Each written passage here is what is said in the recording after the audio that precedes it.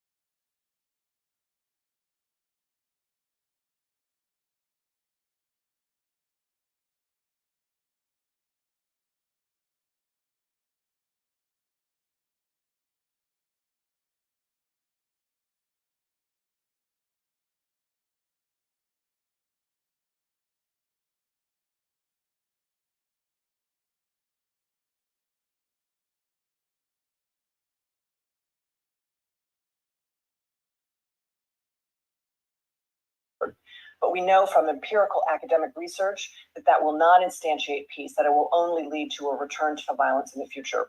So again, I will reiterate, there can be no peace without justice. However, we also need to be cognizant of the dearth of other viable options for justice in this context. Many will call for the ICC to take action, but it has no jurisdiction in this matter, absent activity at the Security Council, and that is unlikely to be forthcoming given the current political crisis. There have also been calls for a hybrid court, but we know that that is very hard to establish. There's a tribunal fatigue that has set in within the international community. Again, it might require Security Council action that would not be forthcoming, or the consent of the government. And at this point, the government is wanting to make this process in-house.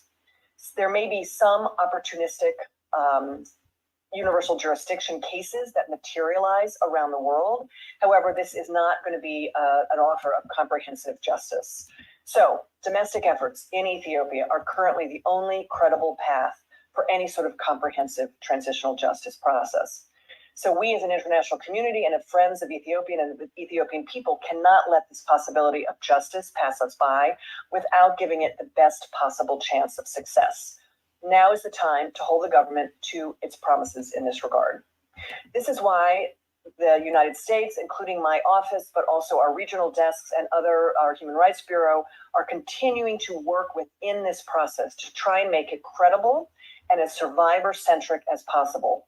It's not going to be perfect. We know that. No transitional justice process is, but we do believe that comprehensive international engagement, including with like-minded partners, with civil society organizations, with human rights groups, and with local leaders within Ethiopia, all of this working together affords the best possibility and opportunity for justice for victims. To be clear, we are not necessarily accepting all of the government's promises at face value. Over the next few months and even years, we will be continuously assessing the process, evaluating its credibility and its success in addressing survivors' needs, and we will be adjusting our engagement accordingly. In particular, and as the next step, we will closely analyze the plan that the Transitional Justice Working Group of experts will be putting forth in the next couple of weeks. We will be looking to ensure that it addresses the views and needs of victim communities and the public, and include frequent opportunities for public engagement, public input, and comment once the transitional justice process is underway. And in this regard, and I really want to commend this effort, we consumed with great interest the survey data from the Harvard Humanitarian Initiative, which surveyed the Ethiopians across the country on what their preferences and expectations for justice are. And I really hope that this will be an iterative process so that we can continually assess the views of Ethiopians as this process unfolds. We will expect that the future plan, once it is released, will include processes to address the main pillars of transitional justice. Of course, this involves truth-telling, accountability, reparations, and various guarantees of non-recurrence, including institutional reforms. The process also needs to integrate gender justice in all aspects, and ensure that women and other historically marginalized communities are able to engage meaningfully in the process. Any plan must include criminal responsibility, particularly for those most responsible and those in positions of command who either ordered the crimes or who failed to prevent them in advance or to punish them after the fact. Trials of these individuals must be conducted according to fair trial guarantees and should include opportunities for victims and witnesses to participate meaningfully if they choose, and to be protected if they do in fact participate. We urge that those who are credibly accused of abuses in the meantime be removed from positions of power pending investigation, to demonstrate that allegations are being taken seriously and to eliminate the influence of those implicated in serious international crimes. At the same time, we are also working to continually document the abuses, both past and ongoing, to inform the process, to shed more light on the atrocities that have been committed against civilians, and to inform our own approach to this process. In this regard, we will consider the systemic injustices and ethnic divisions that have contributed to violent consequences for Ethiopians over the many past years. Now, in the next few months, we will work with the government of Ethiopia and our like-minded partners, including African countries that may step forward as guarantors of this process, and also the African Union, which has developed a very sophisticated transitional justice framework to ensure that the international community is informed about this process and has opportunities to support and to provide expertise and guidance all along the way. This international engagement will be essential to a credible process. And then finally, of course, we have not lost sight of other areas of the country, and we will continue to work for peace in Amhara and Oromia and to advocate for a political process to bring an end to violence across the country. So in closing, please rest assured that we are clear-eyed about the challenges of transitional justice in Ethiopia. This will not be an easy feat. In our view, it is still too early to assess the credibility of the government's transitional justice efforts, notwithstanding criticism that has been leveled against the process by the International Commission for Human Rights Experts in Ethiopia and others. And we take those criticisms and those perspectives very seriously. We understand the skepticism that many people feel, and we share the concerns underlying that skepticism. But we continue to believe that the best chance of a comprehensive and a credible transitional justice process that brings some peace to the people of Ethiopia rests in the current process underway. And we encourage the international community, civil society, other governments, intergovernmental actors to both support but continuously scrutinize the process as it unfolds. Ultimately, we know we are, of course, all stronger together. The insights and reporting of civil society actors have been crucial throughout the process. We're extremely grateful for the comprehensive and thorough reporting of the ITRI, and I look forward to hearing from Steve Ratner later today. All of your work has informed our thinking and our policy and will continue to do so. We also listen to the Ethiopian diaspora and the many voices advocating for a better and more just future for all Ethiopians. So with that, I really look forward to our conversation today. I'm sorry I can't stay the whole morning, but I do look forward to the rest of the conversation for this panel. So thank you so much. Thank you, Ambassador. We'll switch these up. That was great. I think we'll be able to integrate a lot of the important comments that you've made and put a lot of things on the table in our first panel. So now I'm going to turn to a fully hybrid panel. For those of you in the room, please pretend that they're sitting right here. They are, in fact, up on the screen. I'm going to do very brief introductions, but you probably know who many of them are. We're going to start with Steve Ratner. He was a commissioner on the UN Commission of Human Rights Experts on Ethiopia. We've got Abadir Ibrahim, Associate Director of the Human Rights Program at Harvard Law School. Michael Waldemariam, Associate Professor, School of Public Policy, University of Maryland, just up the block. We're going to start with since we're running a little late, I'm going to say 5 to 7 minutes of comments from Steve, then we'll go to Abadir, and then we'll go to Mike, and then we'll take questions both from the audience and from those of you online. I may start with a couple of questions to get us going. I would just ask before we begin that everybody who does ask this question, please do so with respect and with intention to actually have an answer to your question. There'll be plenty of time for discussion and commentary along the way as well. Thank you. Steve, over to you to give us a sense of the findings that you worked on. Thank you. Thank you very much for having me at this event. I just met with your New York. Muted. I am not muted. My mute button is off. We're unmuting you. I could hear No, him. give us a minute. After all this time, we still run into technological difficulties. How about now? Yes, can you hear me now? I am not muted on my computer. Can we do it, folks? Can we do it?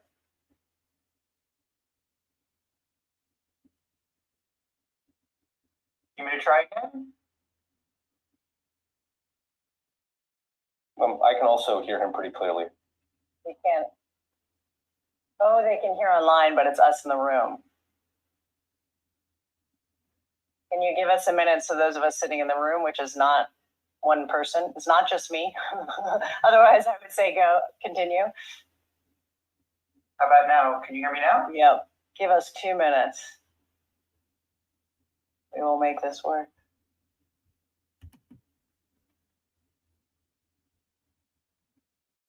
In the meantime, those of you in the room who would like to get up and get some coffee, now is your chance. All right, Steve, can you say hello? Can you hear me now? Yes, you exist in the room. Thank you. Sorry for the delay. Please, Steve, take it away. Okay, well, thank you very much for having me. I was just with your New York representative on Friday. I was meeting with our commission, and it's delightful to be here and to see and to hear Beth's remarks as well. As you know, the International Commission of Human Rights Experts on Ethiopia submitted its final reports in the past month or so. We submitted a mandate report to the Human Rights Council that it included as an annex our note of advice to the Ethiopian government about transitional justice. And then in the following days, we submitted a report on atrocity crime risks, as well as a set of final investigative findings. As far as our investigative findings go, I would urge you to read the report. Honestly, we paint a very grim picture, both pre-COHA and post-COHA. Most of you know the horrors pre-COHA regarding the events in Tigray, so I really won't go over our findings except to say that we conclude that the great vista of IHL and IHRL violations took place by the Ethiopian Defense Forces, to a certain extent the Tigrayan forces, and of course by the ENDF.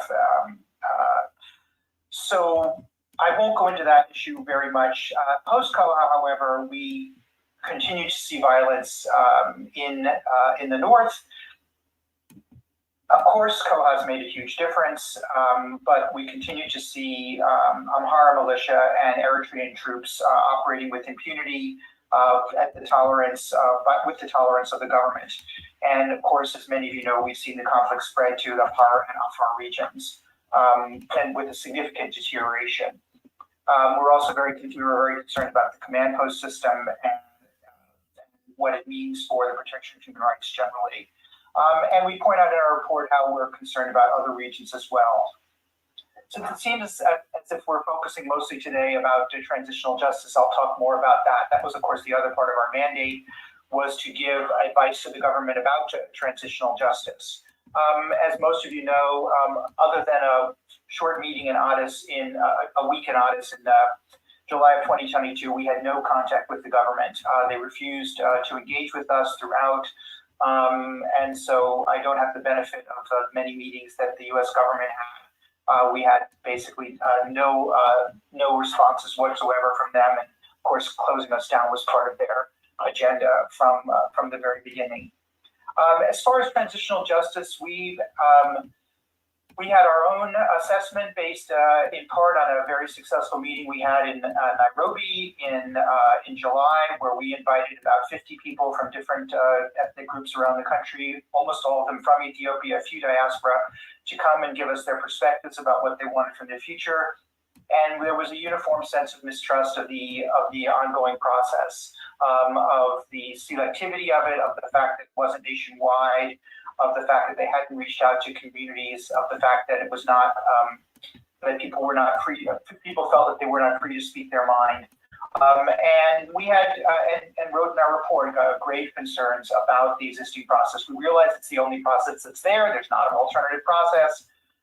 But for us, it's symptomatic of the approach of the government regarding transitional justice, which is to set up mechanisms like the IMTF, like the NDC, and like this consultation process to alleviate outside pressure, which it has succeeded in doing, but not really demonstrating much seriousness internally. And so these mechanisms that exist on paper, such as the IMTF and the NDC, when you peel them back, there's actually much less going on that meets the eye, despite promises from the government. We call this quasi-compliance, quoting a recent book by the Professor Kate Cronin-Furman, which is to set up mechanisms as a strategic way of domestic mechanisms as a strategic way of avoiding international scrutiny, and in terms of the sponsors of the resolution that created the ICRI, it would appear that this has worked. Our report ended with a variety of recommendations, both for the government and for outside parties. At the request of a number of states, we included a series of benchmarks for what we regarded as minimal steps for a credible transitional justice process. Some of them Beth mentioned, like the orders to remove certain certain persons from authority who are implicated in violations, but they go beyond that to start some kind of accountability process now, to cooperate with international and regional mechanisms, to adjust the timelines of the current process, to begin a serious reparations plan, and to acknowledge and apologize for what has happened. And unfortunately, even these minimal steps have not been undertaken.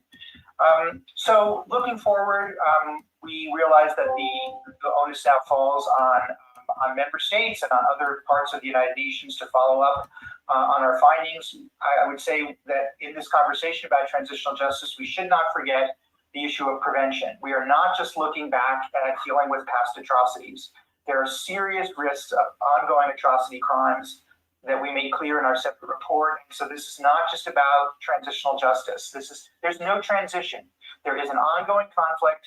The priority needs to be on the cessation of the most violent acts, and transitional justice is part of that, but the prevention aspect is equally important for outside actors. And so in this conversation, as we evaluate what Ethiopia is doing about the past violations, let's not forget that we have ongoing violations that also merit our attention. I think I'll stop there. Thanks, Steve. There were a lot of nodding heads in this room when you said there's no transition. I think you give us a lot to think about in terms of the infrastructure and architecture and commitments that have been created, which goes to the ambassador's point about how do we make this credible. And when I say we, I have a very broad definition of we, and obviously includes a number of the affected community and people in the region as well. Let's go to our second panelist, Abadir Ibrahim, please. Give us a second. You're muted, I think. Thank you, Sarah. Can you hear me now? Yeah, that was easy. Go ahead. Alrighty. Thank you. And I'd like to start by thanking Refugee International, Open Society, Amnesty International for organizing this event. I would like to also pause and take a moment to thank members of ICRI and staffers of ICRI for making the best of a really bad situation. I understand it wasn't easy to write such a sizable report, despite not just the government not being cooperative, but actually being outwardly aggressively against and undermining this process. And it is in this context of the government's actions towards ICRI that I would like to express skepticism about the transitional justice process that is taking place in Ethiopia. If the government is so opposed to ICRI investigating what happened, why do we have a reason to be hopeful about what's going on with the transitional justice process? This reminds me of a moment. This is a turning point. This is a moment, a fork on the road that we're facing. But let me take you to another moment. In May 2022, during another turning point in Ethiopia, there was a 5-month ceasefire that posed the Tigray war. I returned to Addis for a conference. Within minutes of arriving, I encountered a larger than life sculpture of the words #Bagga. That's Amharic for no more. It was a remnant of the No More campaign that was waged to stave off international calls for peace and an end to the blockade of Tigray. And my nostalgia for going home quickly dissipated as I recalled what context within which the No More campaign was taking place. The No More campaign manifested in the front lines, where perpetrators mocked victims, asking them if America or the United Nations was going to spare their lives. The No More campaign at the same time took place on the streets of Addis, Washington, D.C., London, Frankfurt, Paris, and even Kingston, Jamaica, near simultaneous rallies which jeered anyone perceived to oppose the war or human rights violations or call for the end of the blockade. Protesters jeered CNN, BBC, Al Jazeera, President Biden, the West, anyone who was demanding an end to war crimes to stay out of Ethiopia. Half an hour later, I arrived at my hotel and turned on the TV and saw a panel discussion where the interviewees were introduced as nominees of the National Dialogue Commission. I couldn't stomach more than 5 minutes of the conversation, which centered almost exclusively on the dangers of foreign intervention in Ethiopia, foreign intervention in the national dialogue process. Over the coming week, in the conference and outside of the conference, I talked to dozens of my colleagues who agreed that the national dialogue process was a public relations ploy. The most generous comment I could find was a combination of a shrug and the words, "Sorry, no comments." The reason I'm starting with that moment is because, like today, that was one of those turning points where people like those in this room and in the audience have to make a choice or even a gamble by jumping on board transitional justice, on board reconciliation commission or national dialogue processes. We know that we are providing legitimacy and goodwill. Some of us, technical expertise and financial buoyancy to the process we're talking about. And in exchange for providing legitimacy and goodwill, we hope to get a seat at the table, a possibility to positively influence the process or even the outcome. The question is, do we still provide legitimacy, goodwill, expertise, funding, and so on to a process that we know will not achieve reconciliation, justice, national dialogue, or even might have the opposite effects? Let me remind you that most of us stayed away from many similar processes that we knew were designed to achieve the opposite effect than truth and justice. In 2006, there was a commission of inquiry in Oromia. In 2004, there was a commission of inquiry in Addis Ababa. And there was also in 2004 a commission of inquiry on Gambetta. All good examples of a truth and reconciliation and investigation type process that was established to achieve impunity.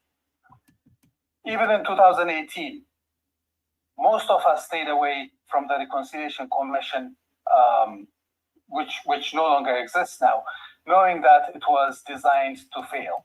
Some of us wrote open letters speaking up against it. Some of us tried to reform it. Some of us tried to establish alternative truth and reconciliation processes. All of these processes were thwarted by the government because it did not want transitional justice.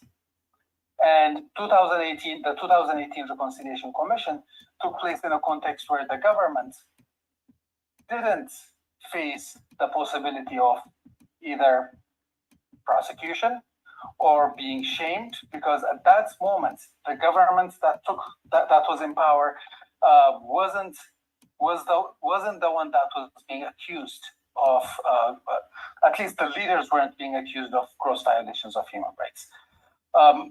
I would be interested in hearing what the perspectives of those who are proposing that we jump on to this TRC process and provide legitimacy and goodwill as to why the government would do transitional justice or investigate its own alleged violations when it wasn't interested in doing so, when it didn't face the risk of its leaders being prosecuted or shamed.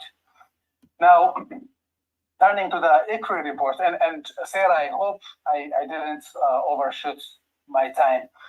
Turning to the ICRI report, We've got about 2 minutes left. Okay, excellent. There are two primary conclusions that come out of the ICRI report. And I'd have to be honest and say that hope or inspiration are not one of those conclusions. Maybe the cessation of hostilities brought relief from imminent collapse, but it does not inspire hope. We have to really be honest. If we're talking about truth and reconciliation, if we're going to use the word truth, we might as well be truthful. There is not a process that inspires hope. The hostilities have continued. That much is clear from the ICRE report and from other sources as well. Gross human rights violations have also continued despite the Pretoria Agreement. They have continued in Tigray, they have continued in Oromia, and they have a new conflict that started in the Amhara region, and new forms of human rights violations are still taking place. So to talk about transitional justice, where there is no transition, I think is to not take this process seriously. I'm not opposed to transitional justice, but I'm opposed to us starting a process of transitional justice before there is a transition. There needs to be a transition from war to peace, and B, a transition to some sort of a stable governance system in Ethiopia. Without that, we cannot do transitional justice. What we can do is investigate previous and ongoing violations with the hope that one day when a transition does come, we may be in a position to conduct transitional justice. And let me wind down quickly with a call to action to my Ethiopian colleagues, especially to those in the human rights field. This is really a moment to ask ourselves whether we are going to hope that transitional justice will happen by jumping into the process, getting a seat at the table, and somehow hope something good will come out of it, but while providing legitimacy to the process? Or is it time to take a step back and say, look, we have to say no? And my call is, for my colleagues in Ethiopia, is we have to be able to take a step back, do no harm, and say, no, you know what, we are not going to engage in this process unless XYZ happen. And that XYZ would primarily be a transition. Otherwise, we're just supporting an impunity campaign, or as Steve described it, a campaign of quasi-compliance. And that is something that I think is ethically very difficult. Second, to international actors, I would call on you to take a moment and reflect on what you are doing. This is what I would call in Ethiopia the Obama moment. When President Obama came to Ethiopia and called the Ethiopian government a democratically elected government.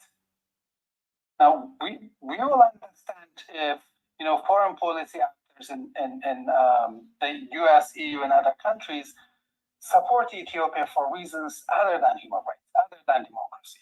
But let's please not take funding and support for democracy and human rights and support a process that achieves the opposite. Let's at least, if we're going to talk about truth, let's be truthful about what we're doing. Thank you.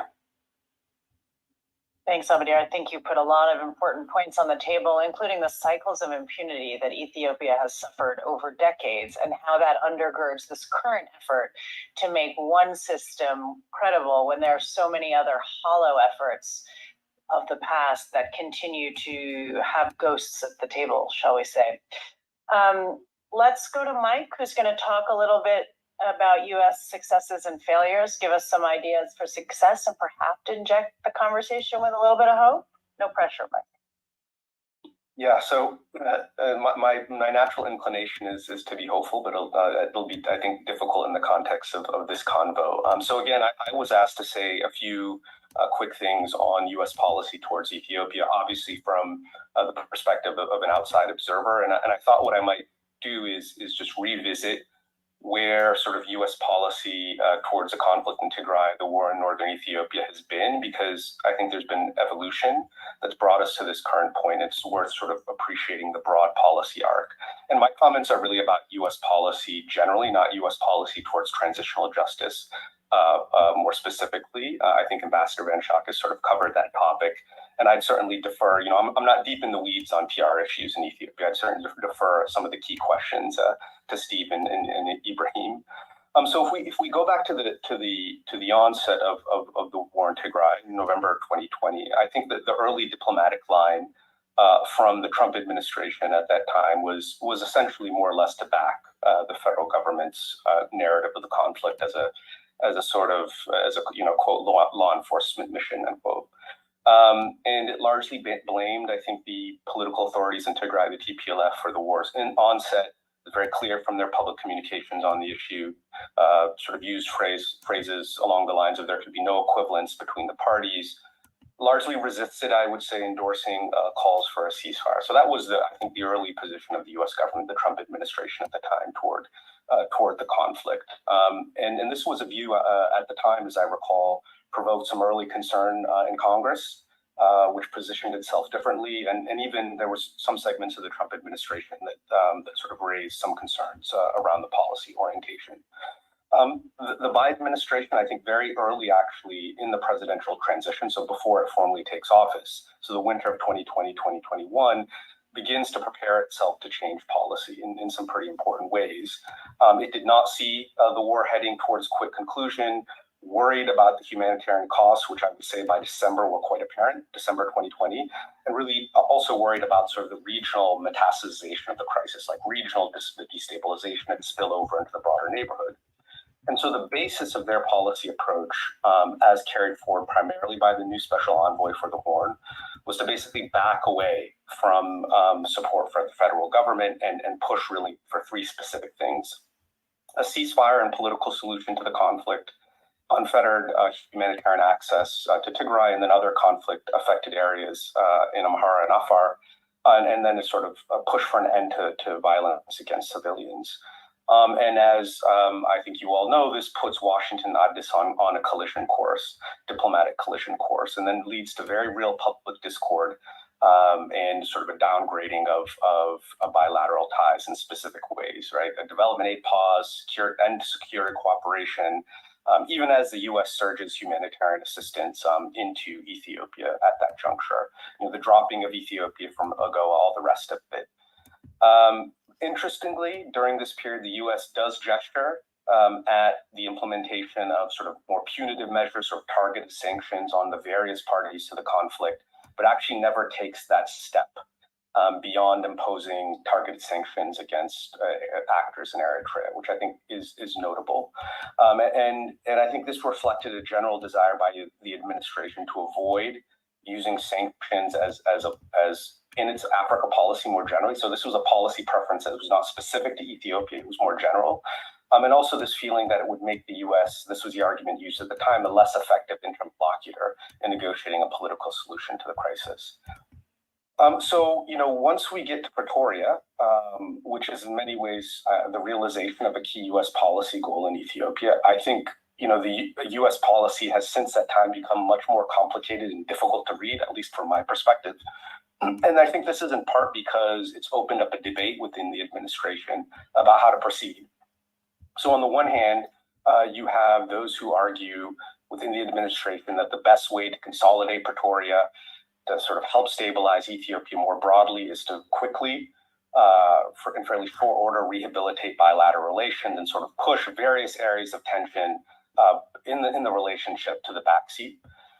And I think there are as you might imagine, some geostrategic calculations here as well. Sort of the idea of broader U.S. goals vis-a-vis Russia, China, sort of rules-based international order are not really served by alienating Addis, which remains a big player in the Horn of Africa.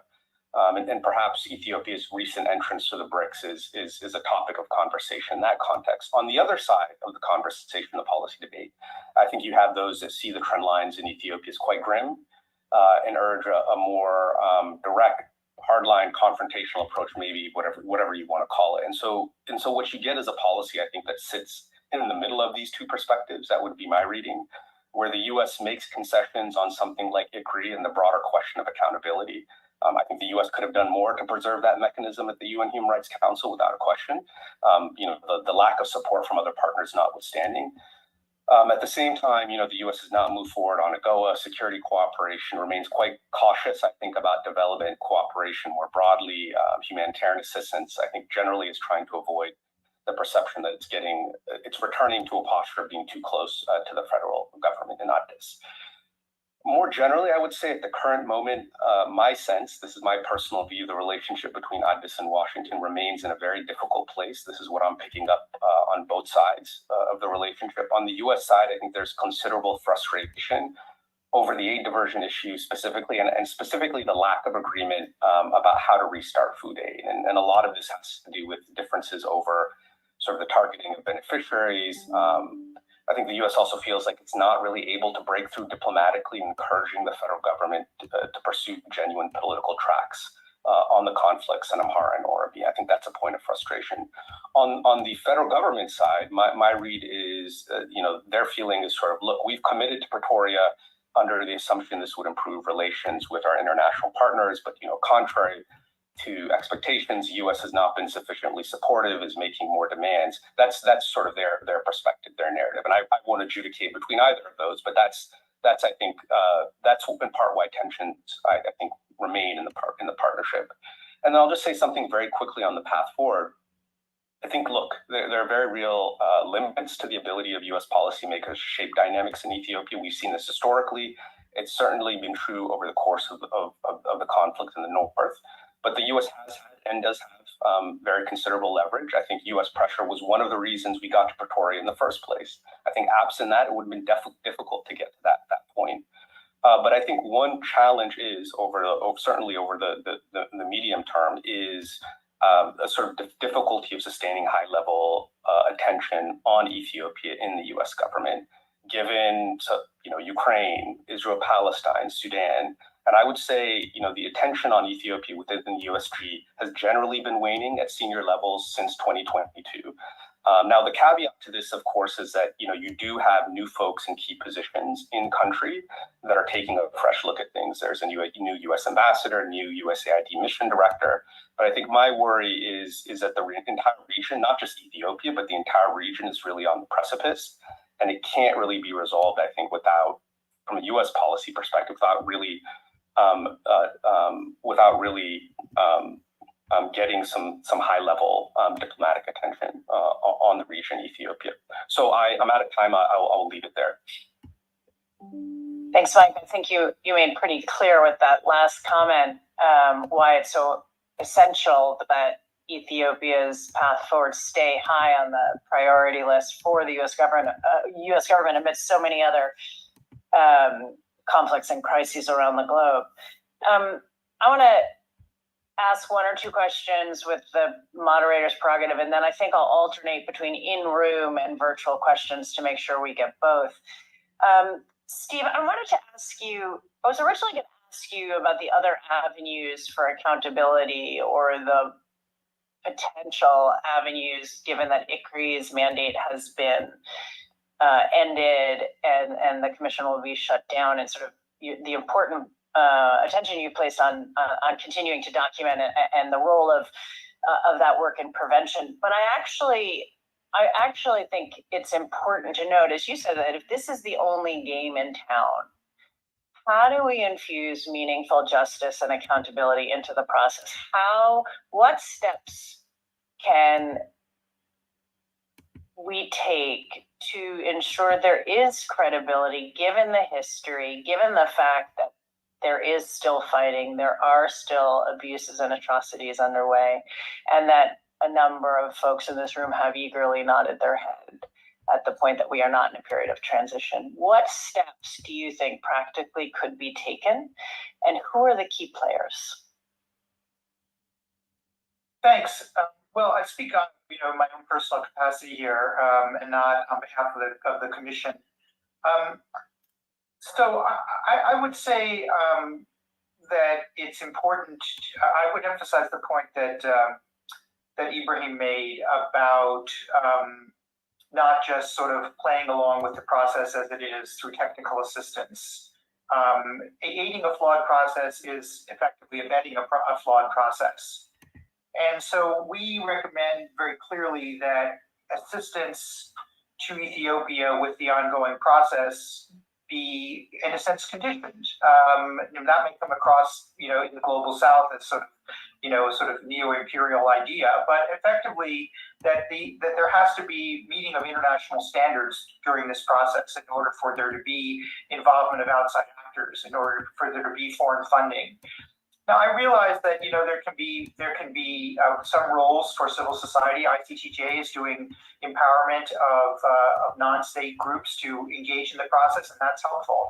But in terms of actually assisting the government with this process, it's got to be according to the existing standards that we talk about in our advisory note, in our report, or it just shouldn't be given at all. I wouldn't say it's impossible to fix this process. It just requires a complete change of mind and heart in order to turn it around. And there are clear ways they can demonstrate that now by doing the easy things. The easy things are not putting Abiy on trial, right? Or putting his generals on trial. Those are the hard things. The easy things are removing people from office, showing some kind of remorse for atrocities, getting Eritrean forces out of the north, beginning some kind of serious reparations and psychosocial support for victims in the north. These are the things that are, the politically, normally one would think of as politically less challenging than the full criminal accountability, which everybody recognizes takes longer. So I would say that process, that idea of getting the existing process to conform with international standards is essential. And for me, one of the ways that has to be done is to slow it down and to broaden it. They're working with this sort of set of arbitrary deadlines, again, as part of this quasi-compliance strategy. I know that the U.S. government realizes what's going on, but I do think that if it's a question that the good faith really has to be demonstrated because it hasn't been demonstrated yet. And I think that for individual states to use these benchmarks in an affirmative way is very important. I hope that also other UN mechanisms do the same. I think there's a role for the High Commissioner in using his independent authority to remind Ethiopia. I think there's a role for the special mechanisms of the UN. I think there's roles for the special UN Undersecretaries General. But fundamentally, I think this boils down to the member states because they have the most influence. Thanks. I think this is a real opportunity for some cooperation across regional and international levels, and a mixing or a melding of, as we've heard, various senior officials in the administration talk a lot about interests and values. And I happen to be a strong believer that they don't necessarily have to be separated out, but not everyone is a fan of that view. I don't want us to run short on time, so let's go to the audience for some questions. Let's do the audience here in the room, and then I'll turn to the virtual folks. If you have a question, could you please put your hand up?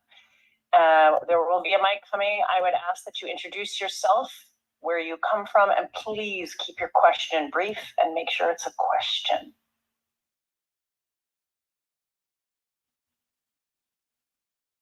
Lauren. Hello, Lauren Blanchard with the Congressional Research Service. Thank you to all of the panelists for your very thoughtful remarks.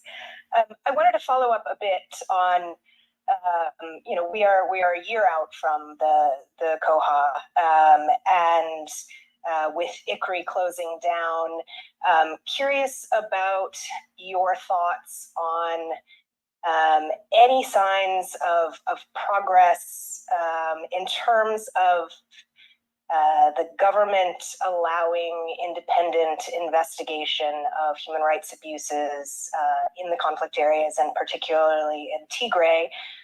We know, for example, that humanitarians now have access to most of Tigray. There are flights in and out. We've been told that human rights researchers can go to Tigray, but I noted the other day that the head of the Ethiopian Human Rights Commission stated that they could not, in their annual IDP report, address the issue of what's happening to IDPs in Tigray because it was inaccessible. And a year after the COHA, it's quite notable to hear the Ethiopian Human Rights Commission say that it doesn't have access in Tigray. So I'm curious if you see any progress there in the context of quasi-compliance, also sort of more broadly. What more should we be expecting if the government were trying to move forward with transitional justice in terms of investigations in the conflict areas? Thanks, Lauren. Great question. Who wants to take that? I can start, but I'd like to hear also from Ambassador Van Schaak. I mean, I think the thing to distinguish is the difference between monitoring and investigation. So the government is allowing OHCHR and monitors to go to parts of the country that were previously closed off. And those monitors sort of follow what's going on. They write reports to OHCHR and Addis. They forward those reports to Geneva. But that's very different from actual investigation, where you meet with people and interview them according to protocols, write reports. That was the work that was done by us remotely. That was the work that was done in a flawed way by the JIT. That was the work that was supposed to be done by the African Commission, special body on Ethiopia that the Ethiopians managed to close down. That is not happening. And that is not happening because the government doesn't want it to happen. And it doesn't want independent investigations. It wants to have control of that process. So it's willing to tolerate monitoring, where you just sort of observe violations, but you don't actually figure out who was responsible, who might have been ordering it, participating in the atrocities, and that's the distinction that's going on in my view. But I'd be curious to hear if perhaps there's a more additional information that the U.S. has learned about this issue. If Ambassador would like to comment on that. Thanks, Steve. Does anyone else want to come in from the panel? Anyone else? Okay, I'm going to read out a question. Thanks. I appreciate the difference between investigation and monitoring, and I think robust monitoring can sometimes also include investigation, but obviously that is up to particular actors who are undertaking that. The first question from the virtual world. What are the implications or significances of the success of the Pretoria peace deal to conflicts in other parts of the country, which we've touched on a little bit today? Who would like to take that one?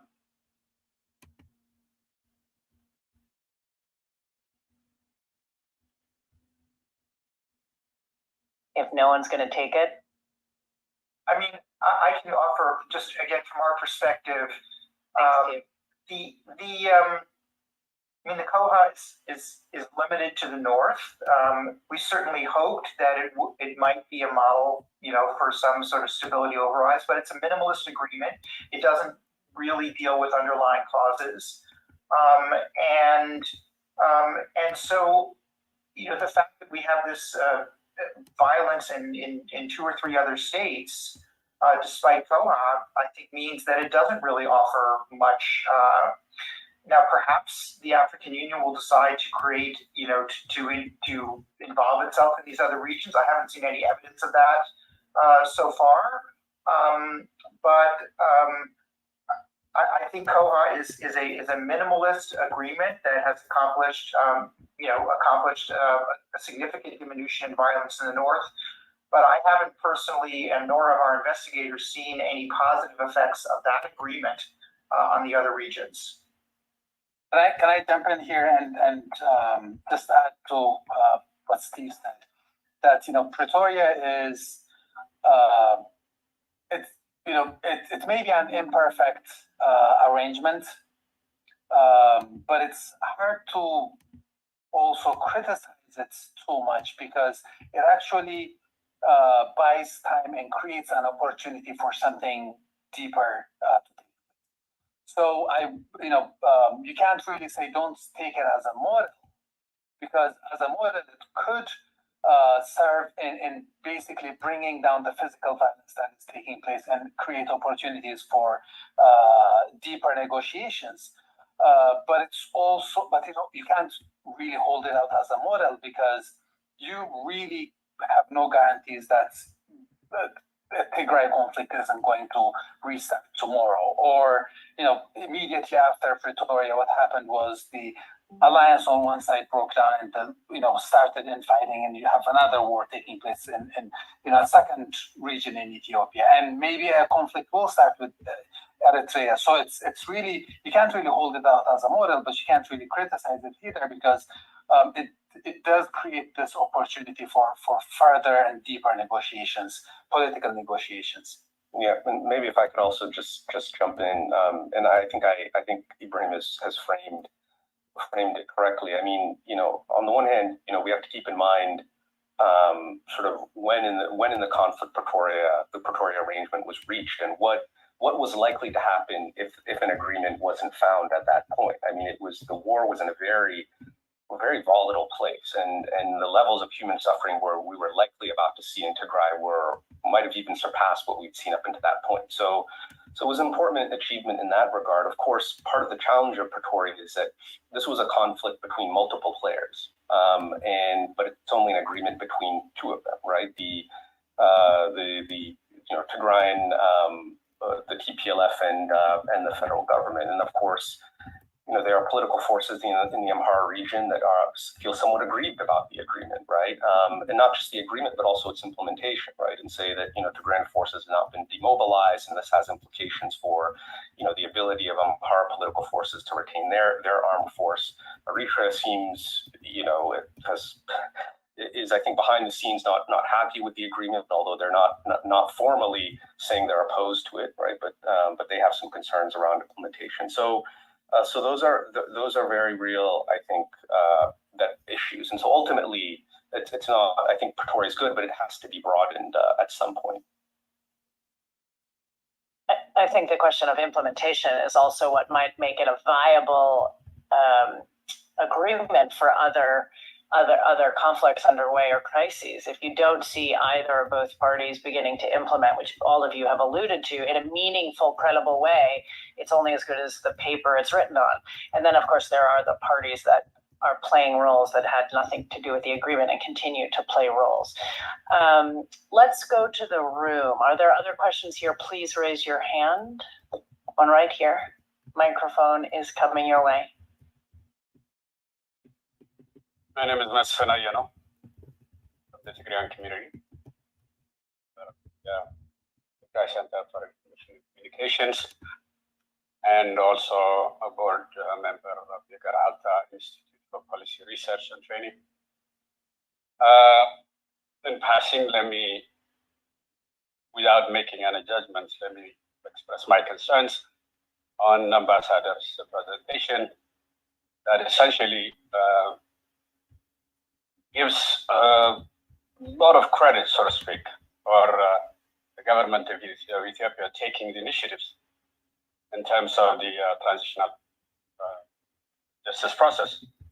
So far, if anyone has not really gotten wind of the character and behavior of the government in the past 2 years, then I think either naive or a serious misconception of it.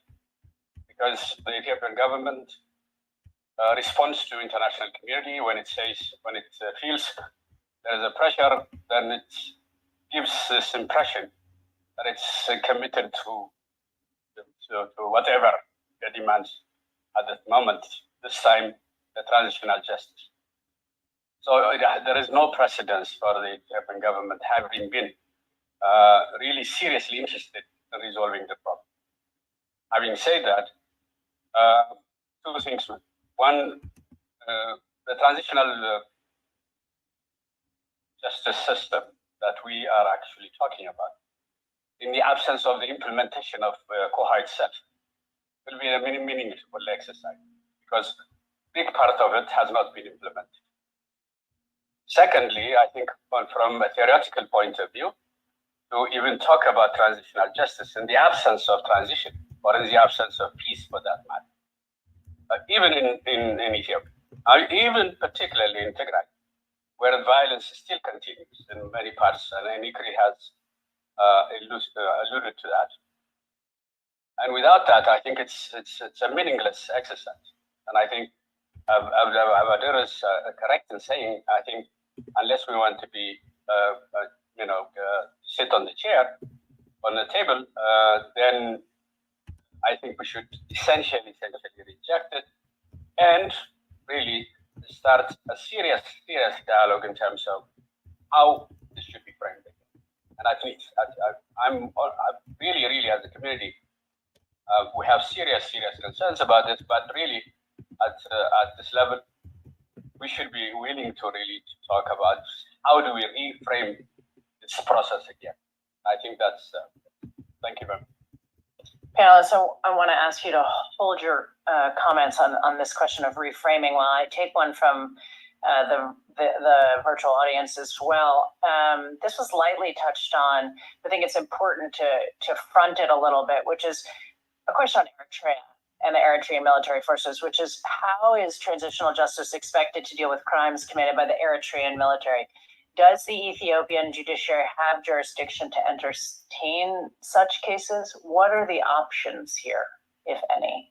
If you could take both of those questions at once, and then we will be able to wrap. Thank you. So this was an issue that we did consider in our report. It is possible under Ethiopian law for the government to prosecute any offenses that take place on its territory, including those by foreign forces.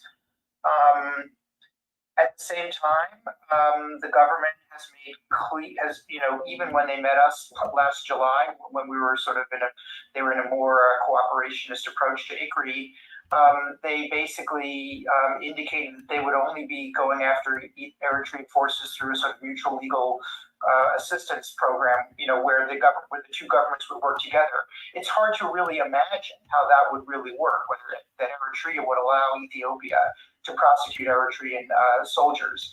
And it's equally difficult to imagine the government right now trying to do that, given that Eritrea might well be the more powerful of the two countries.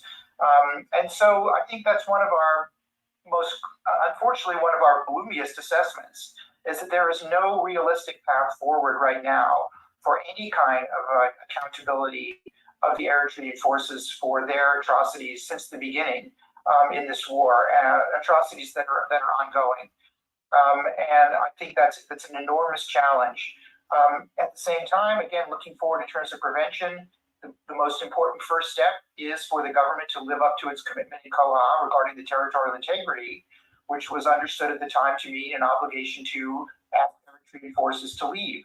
And that has not been implemented. So before we even talk about accountability, the first step is for Ethiopia to live up to the Koha and ensure the removal of the Eritrean forces. Can I quickly, Sarah, jump in here and say, from an Ethiopian legal point of view as well, the answer is a very quick, yes, Ethiopia does have jurisdiction, but I also want to take this opportunity to warn that these technical questions don't really matter in this specific setting. We have to remember that we're dealing with the potentiality of state collapse in Ethiopia. Said there is no scenario in which Ethiopia is going to investigate Eritrean soldiers, atrocities, and so on. Let's just let's be realistic. Let's talk about state collapse. Let's talk about preventing state collapse and a transition to a stable form of government in Ethiopia. But if we raise it as a technical question, it's not easy, as Ethiopia does have jurisdiction. And it's also, I think, worth noting, this is fundamentally a political question, and the trend line on Eritrea-Ethiopia relations at the moment are not good. So the likelihood of cooperation between the two governments on TJ issues at this moment are very low. They've been low for the past 2 years, but they're particularly low right now. I'll second the statement. This is a political issue, and Mikhail's statement really sums it up. Thanks, everyone. I think this question of Eritrea is so important, and I think there's also a role for outside actors to play in trying to figure out where and how Eritrea continues to get and obtain its resources, what its networks are, and how it is able to maintain the strength that it's had I would hazard a guess that there are a number of people in this room and on the online that might say it's not just the last 2 years that the relations between Eritrea and Ethiopia have been troubled, that it's a long history that actually requires outside actors to play a more engaged and constructive role. I know there's a lot of other questions, including with the role of the United States in helping to implement the COA, including questions about victims groups and whether or not they support transitional justice. I'm terribly sorry that we haven't been able to get to all of those. They're very important questions. I hope we will figure out across Refugees International, OSF, and Amnesty International ways to ensure that our panelists do answer those questions. So I want to make sure that we're able to do that after we close today. But mostly I want to thank Ambassador Van Schaik. Thank you for staying. Thank you for coming. We really appreciate your remarks. I suspect there may be some follow-up that keeps you a little busy for a while. And to our panelists, thank you for joining, for offering your analysis and information, taking the questions. I'm terribly sorry not to be in the room with you and want to keep looking back at you. But thank you again. We really enjoyed your analysis and are grateful for your time. With that, we'll take a 10-minute coffee break for those in the room, and then we will move to panel 2. Thank you.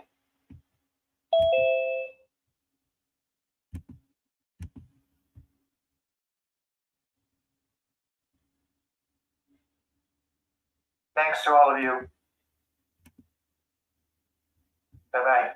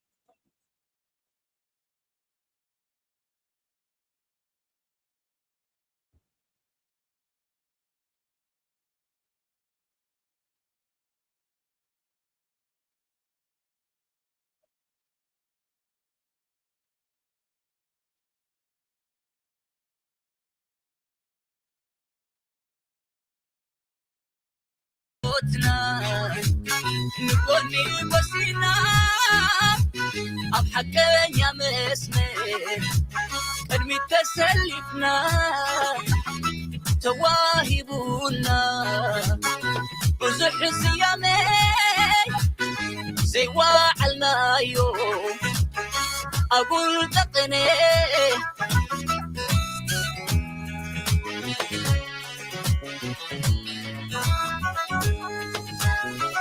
انت نحنا قلنا امنا لملينا فعكسنا يوم فتحنا بلنا سمسي لهم الناس حندينا لهم لبس لبنا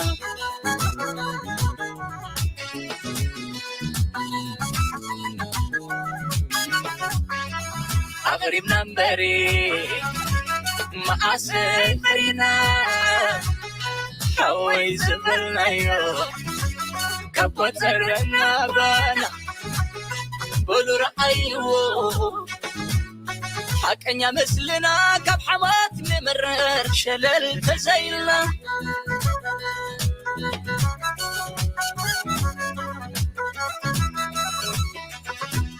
زغبتن انتاي زي قبل قلو فيلو مستنف بخبل قبلت يوقن فيلو خلبل يترف دنقل عدك بخاص اللعال نقل ميرنا مسلنا يكبر باتنا يو كيد مكببار تسويتنا لو مقدم بينا انت حقر راس ميرنا قلتمنا انت حقر راس ميرنا قلتمنا تتميرنا من حبار كلام نبلالنا نبلالنا نبلالنا محمد زي بلك هبنا فلي محمد زي بلك هبنا فلي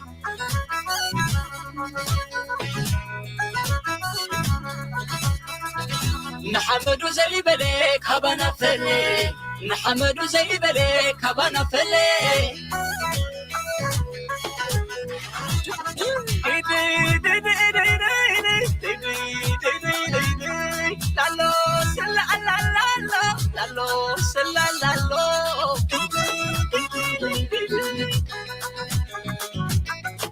طب حمد يزعبني شعبني يلل تلي مدحن في تمشكل مع خوينا اقول زجر كلا مع سبينا نهاجري شربح بهليلا كنا بلا دلي كنت ولا الا تنهاجر عند كل زلا بجزا ازري امري اسمه زغولا عدي مدرب حريك عدي بقولا عدي عدي عدي حلالي عدي عدي عدي بلين عيني عدي عدي عدي مدرب بحري عدي عدي كله نفسها فغري فارستي بحيتهم منزعون السما مملاسة قريبو غيره وزيما نحمدهم كيلي برقص علامة كم كده ما يكونن ما تتحب زيما قال سيو قلمو زنايلو متيما قال سيو قلمو زنايلو متيما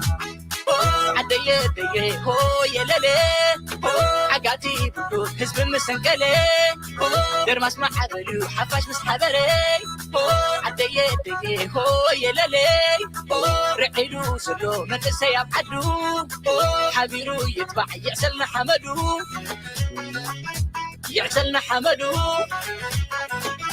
يعسلنا حمدو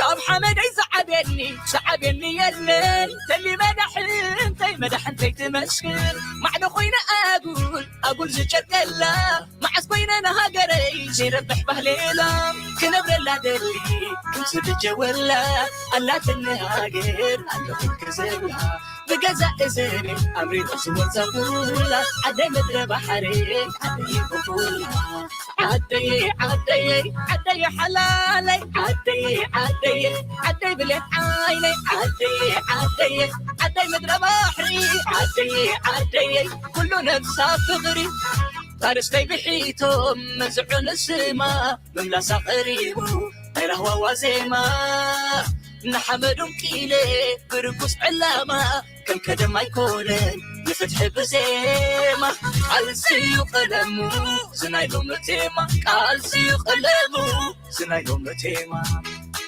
عدي دي هو يلالي عقاتي بدو حزب مسنقلي درماس ما حبلو حفاش مسحبري عدي دي هو يلالي رعيدو سلو من تسيب عدو حبيرو يتبع يعسلنا حمدو يعسلنا حمدو يعسلنا حمدو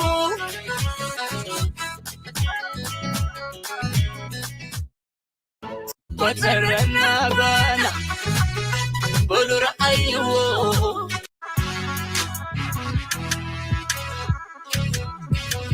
نويح تقاعزنا نسبة بعقلي حسم تقرعنا حسم حزبنا تنقلي نبرانا نيوتنا نقولني بسينا أبحكين يا مسمر قدمي تسلفنا تواهبونا بزح الزيامي زي وعلنا يوم أقول تقني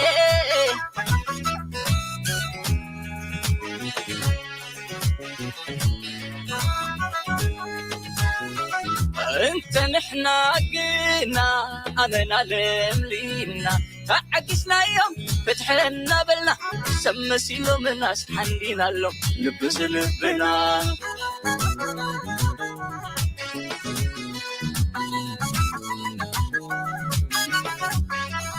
أغربنا مبري معاسي فرينا حوي زبلنا يو كبوت سرنا بانا بولو رأيو حكنيا مثلنا كب حمات نمرر شلل تزيلنا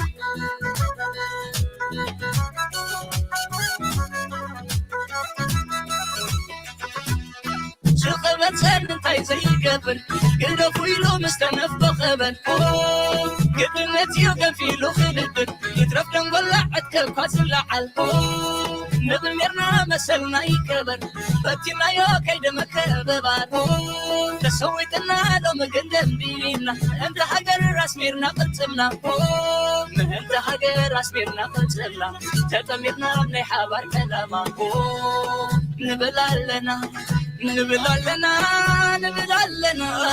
محمد زي بليك هبنا فلي محمد زي بليك هبنا فلي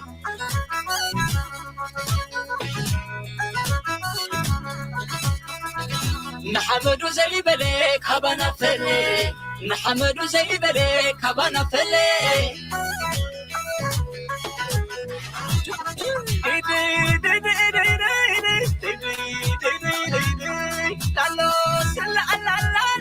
لالو سلا لالو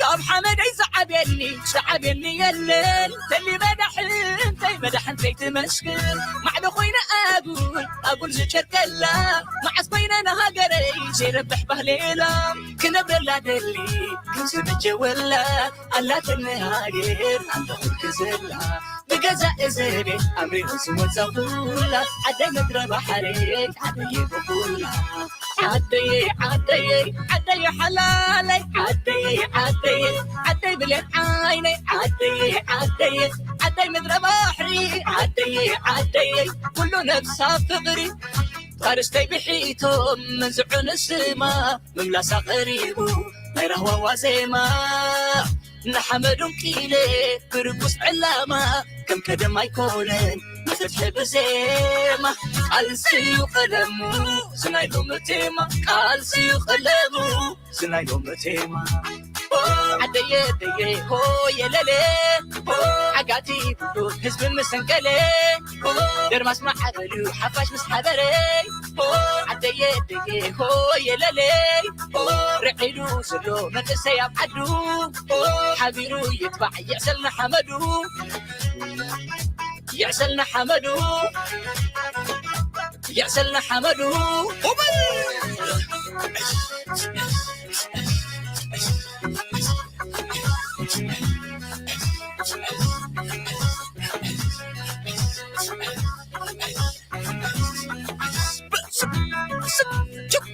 قام حمد يزعبني يلل تلي مدح انت تمشكل مع خوينا اقول زجر كلا مع سبينا نهاجري زي ربح بهليلا كنا بلا دلي كنت بتجولا الا تنهاجر عند كزلا بجزاء زيني أمري وسوى زغولا عدي مدرى بحريك عدي بقولا عدي حلالي عدي بلين عيني عدي مدرى بحري عدي كله نفسها فغري فارستي بحيتهم منزعون السما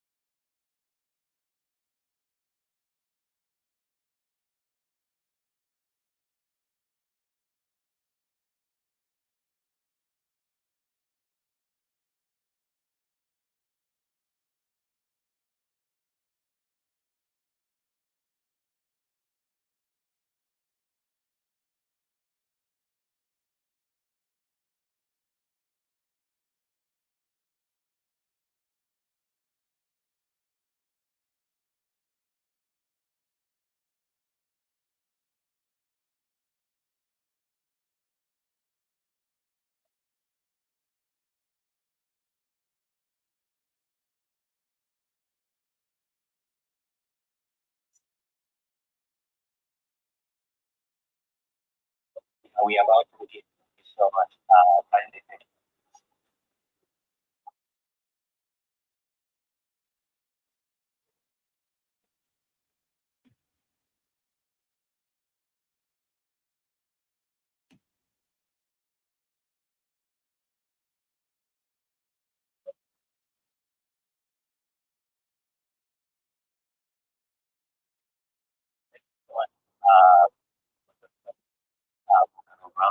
and thank you to the panelists. We had a powerhouse panel in the first panel. I don't know if we'll be able to best them, but at the very minimum, we'll try to be as good as theirs. With me, I have an incredible roster of individuals who have been working on Ethiopia for a very long time, some from Ethiopia, some from elsewhere, that will build up on the, really good sets of conversations that were had in the first panel. We'll kick off with Michelle, Gavin, who will be giving the opening remark to the panel, and then we will move to Faisal and Adam and Chidi to give really a broad sort of overview, starting with, the conflict in Ethiopia post-Koha is not just now a question of Tigray. It is also in the Oromia region, it's in the Amhara region and other regions, but also it doesn't just involve Ethiopia, it involves the region and countries that are not necessarily in the region. Without further ado, I'll hand the floor to Michelle to give her opening remarks. Over to you, Michelle.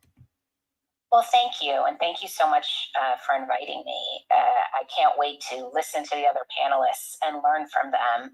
There's so much expertise here. And I want to sort of be honest about who I am. I don't pretend to be an Ethiopia expert.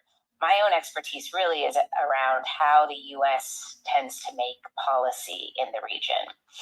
And I was asked to just open us up with some reflections on the current reality in Ethiopia and the expectations that we all had following Ahmed Abiy's ascent to power. And this is I think, a healthy exercise for me, and I'm going to do some work to hold myself accountable for some of the things that I thought and hoped for, and the wishful thinking that I fell victim to as well. I certainly think that for the U.S. and for many of Ethiopia's partners, there was tremendous enthusiasm, right, for where Ethiopia could be taking us under new leadership, a sense that there's sort of inherent tensions in a policy of support for a security partner, a development partner that was repressive and authoritarian internally, that we could transcend those tensions. And to be fair, Abiy at his inaugural address spoke to the mistakes of the past, emphasized the importance of justice, of democracy, talked about how the law must rule us all equally, will make necessary reforms so democracy can flourish, so freedom and justice will reign, right? So we loved the messages and the action. There were the release of political prisoners in the first months of Abiy Ahmed's tenure, the decriminalization of some of the armed opposition groups, work to heal schisms within the church, traveling to every region of this country, this message of inclusivity. All of this was sort of music to our ears, I think. And I myself, in 2018, I went back and looked at some of the things I wrote about Ethiopia, trying to urge U.S. policymakers to seize this opportunity. I talked about where I fell into the trap of personalization, talked about what a compelling figure he was, a breath of fresh air. And I think that even those of us who were aware we had overly personalized our relationship with Ethiopia during the Meles era tended to do the same thing with Abiy Ahmed, in part because it was easier than really wrestling with all of the complexities and tensions within Ethiopia. So then, as you know, even before the war in Tigray broke out, as various data points failed to align with this narrative of democratic reform, I think there was a tendency to sort of dismiss those data points as the kind of growing pains of a difficult reform agenda. And so I'm going to hold myself accountable again. January 2020, I wrote, its ambitious reform plans will be tested in the year ahead. Since taking the helm of government, he's been a whirlwind of activity, opening up political space and economic possibilities. But Ethiopia's complexity and the way the lessons of its history have been framed present real challenges to this audacious overhaul and his stated goals of bringing more unity to the state and more justice to its people. So I think, it was, of course, the war that made it impossible to continue to believe we had a shared understanding of commitment to human rights, and certainly shattered the sort of mythologizing of this person. I think at this point he's understood in many ways as an unreliable partner. He's understood as having sort of a messianic quality or self-perception. And he looks weak. He looks like a weak leader, sort of spinning plates, trying to build a new coalition of support. But more importantly, what we see is the continuing erosion of basic human rights, political and civil rights. We continue to see journalists arrested. We continue to see waves of detentions, house-to-house searches in numerous parts of the country where it's not really clear that there's much in the way of due process going on. But what's interesting, I think, is how quickly the U.S. and other members of the international community seem to have abandoned an emphasis on accountability for crimes that have occurred in Ethiopia, and to some degree acquiesced to this notion that these issues of accountability for rights abuses are off the table in bilateral discussions and multilateral discussions. And it's very reminiscent of the way issues of political space were off the table in our relationship with Ethiopia previously.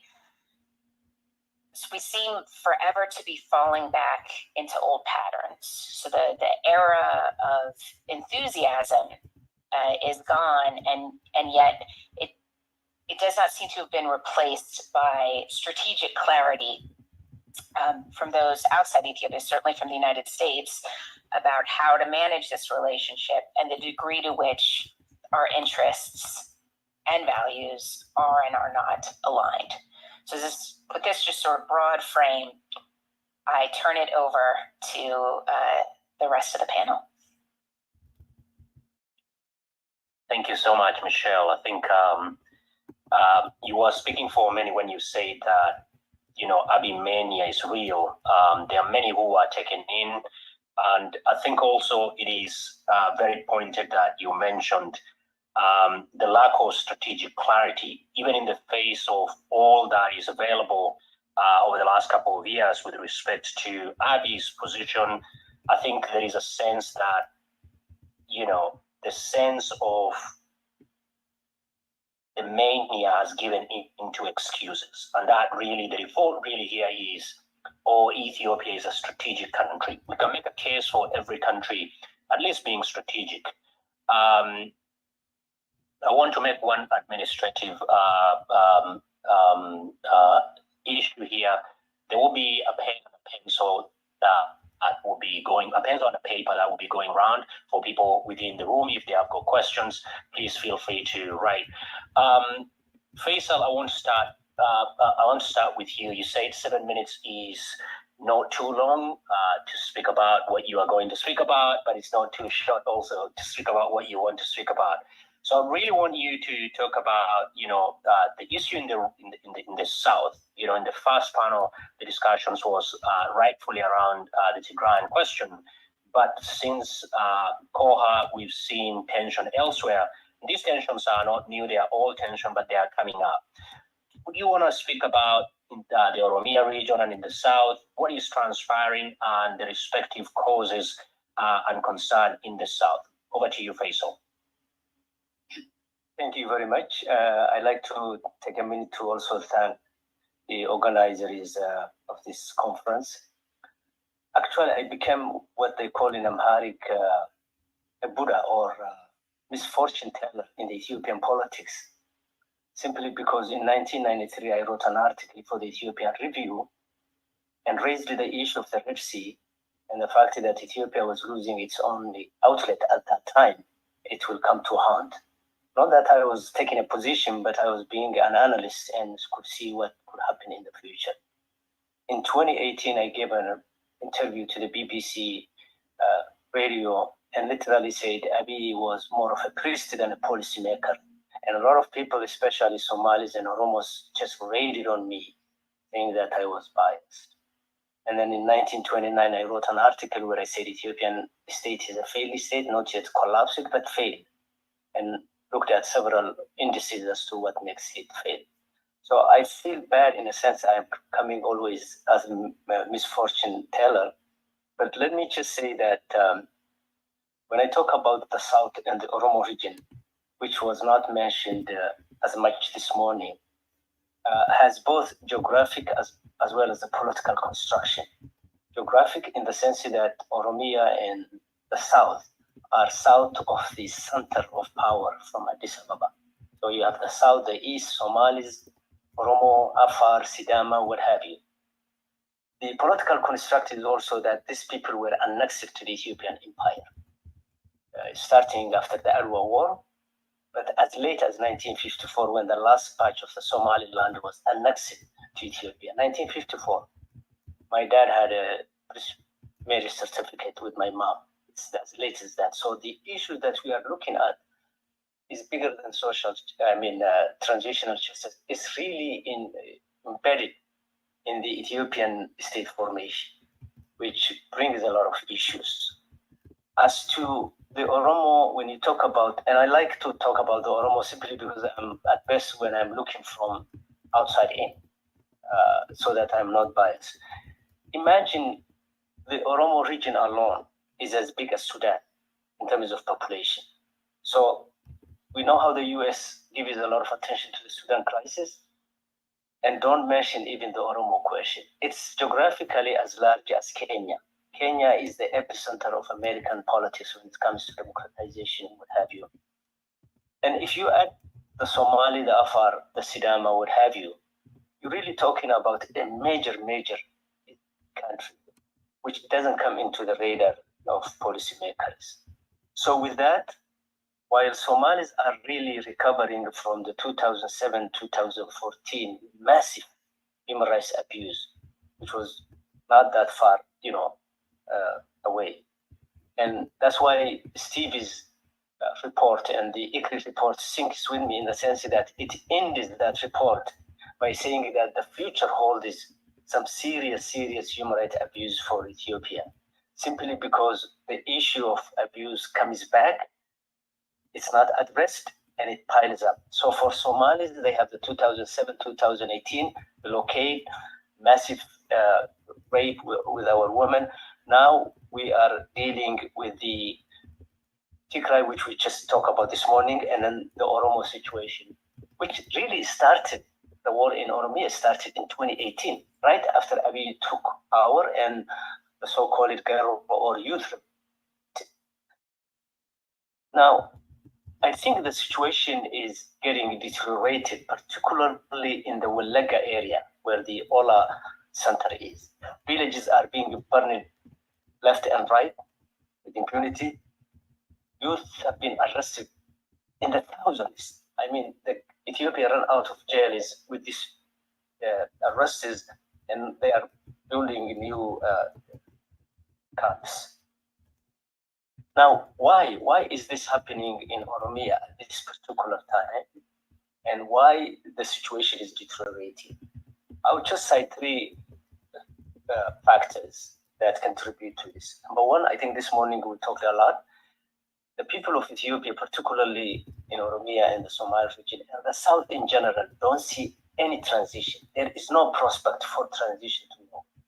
We are settled with a long-term autocratic system. And we look back at the Ethiopian history from the imperial, which was a personal rule. Mengistu dictator, by the way, 50 years in power.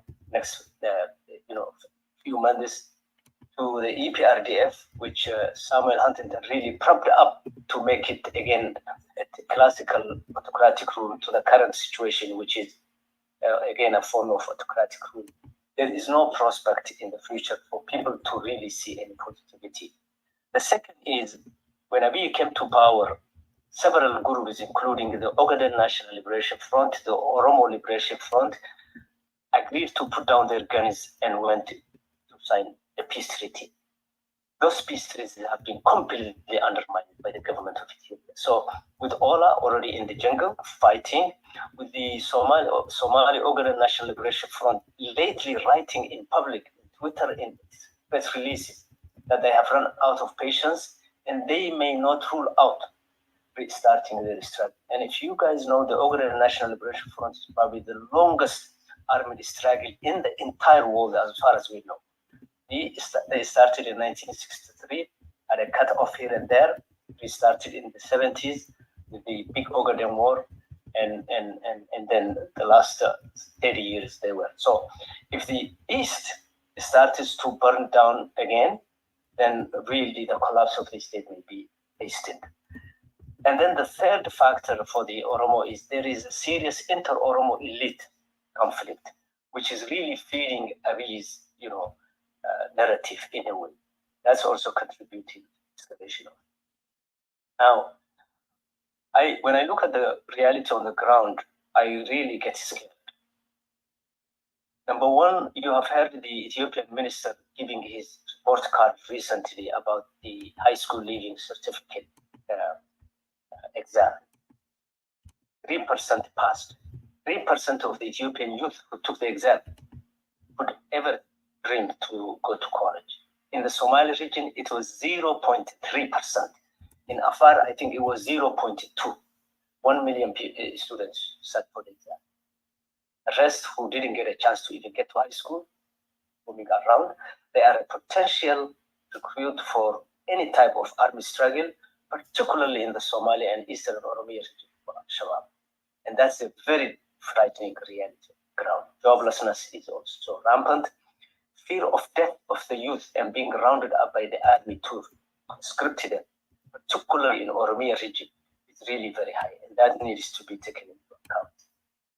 And with women and young girls, the weaponization of sex became a norm in Ethiopia. I think this started with the later days of the Derg, continued in the EPRDF time in the Somali region, where at one time AIDS was unknown, but when they started 2007, 2014 to blockade the Somali region, the incidence of AIDS with women just rapidly increased.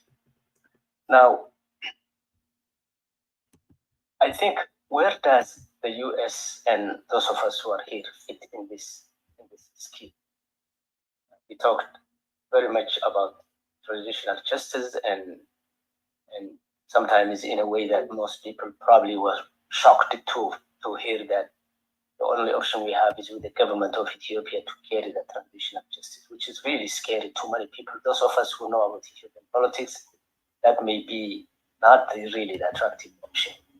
I will just touch three areas where I think we need to really enhance and collaborate. One is what is the US's strategic interest in Ethiopia? How is that defined? Is that militaristic? I lived through the war on terror, which devastated Somalis and some parts of Eastern Ethiopia. What is the US's priority in the region from a strategic point of view?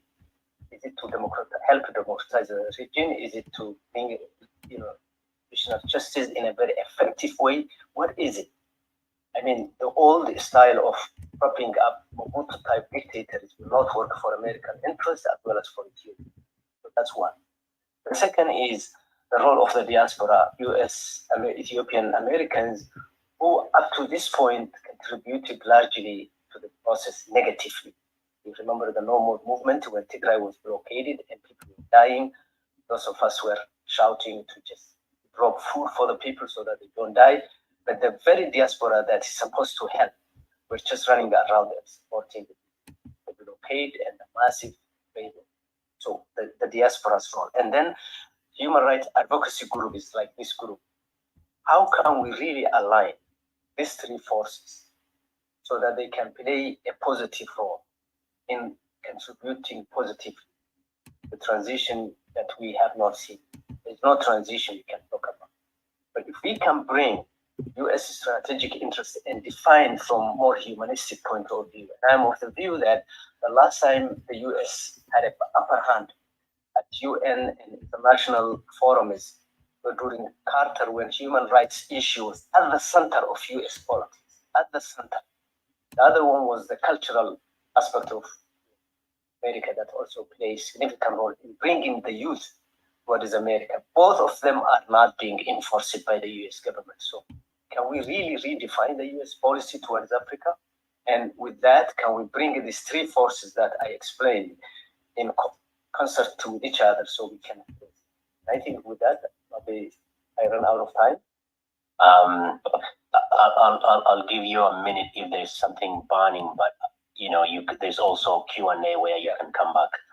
So if the East fall is, if the Oromia issue is not arrested, consider what could happen to Somalia, to Djibouti, and to Kenya.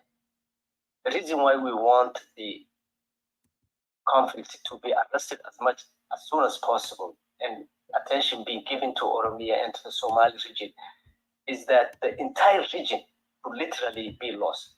By the way, there is one secret that most Ethiopians we know, but the other outsiders probably know, but know less. The question is asked up north in Ethiopia is different than the question is asked in south and east. South and east have always struggled for self-determination, including and up to seceding from the rest of Ethiopia. So if the Oromo issue continues unarrested, you can really see Ethiopia falling apart and disintegrating the same way that we have seen in other countries. If we can arrest the question in the south, then we can probably move toward other ways to address the issue. Thank you. Faisal, you're not very hopeful. Some of the issues that you're raising, they are very important, and really you also touched and you also provide the historical context within which some of these things are happening. I didn't realize the Oromian region is as large as Kenya, as a Kenyan, but thank you for reminding me of that. I think we have Adam on the line. Adam, is it possible for you, just similar to what Faisal has provided, in the Oromia region, what is going on and what are the respective causes, as well as the concern, especially after the signing of cessation of hostilities? Over to you, Adam. Thank you very much. It was a pleasure a bit depressing to listen to the first panel. Also very difficult to hear Michelle and Faisal. I'll be talking about the second region. Faisal talked about Oromia, how big it is, how significant it is geographically in terms of its size and all. Amhara is not as large, but it's the second largest, also quite significant. So just quickly, I think in terms of what is happening, maybe just, I'm sure a lot of people have the idea, but the Amhara region, particularly since August, across the region, has been in a conflict. Armed groups have been engaging the federal army. And if you read the recent report of the Ethiopian Human Rights Commission, it's virtually everywhere across the region. And I think that makes it even bigger than what is happening in Oromia. In Oromia, it's certain parts where it's intense, but in Amhara, it started late, but it's across the region. In terms of, I think, the violence that has been happening there, the use of heavy weaponry and drones, it's essentially that the region has been under difficult situations. Schools have not started in a lot of places and all this. So I would invite people to read the recent report of the Ethiopian Human Rights Commission. I would just add that I think that the tendency is to put it as a kind of a final rebellion. But my reading and my sense of it is actually a sort of a popular rejection of the government. And essentially a sense of lack of representation among the Amharas. And the Fano, the armed wing, essentially is an extension of that, rather than a reflection or representation of what is happening. And in fact, I think still difficult. People may reject the government, but they are still not sure in terms of what they want, including the armed rebellion and all. In terms of the causes, part of it is obviously connected to what is happening across the country. Some of us have touched on it. Ethiopia, unfortunately, has a very authoritarian, very exclusive political history. And unfortunately, on top of that, there's also a tendency for a hegemonic group to emerge. And because of the sensitivities around identity and all, whenever there's a hegemony, it's attributed to a certain group. And so it's in the nature of the Ethiopian politics that it generates resistance. But when it comes to the Amhara in particular, I think that the main concern in the region is about narrative. The tendency among Ethiopia in particular, particularly what Faisal courses out in Oromia and Somalia, is to relate the previous governments with the people of Amhara. And so all the oppression that those governments did, all the violence they caused across the country, despite some nuances, it is often attributed to the Amhara. So there's this narrative of Amharas oppressing.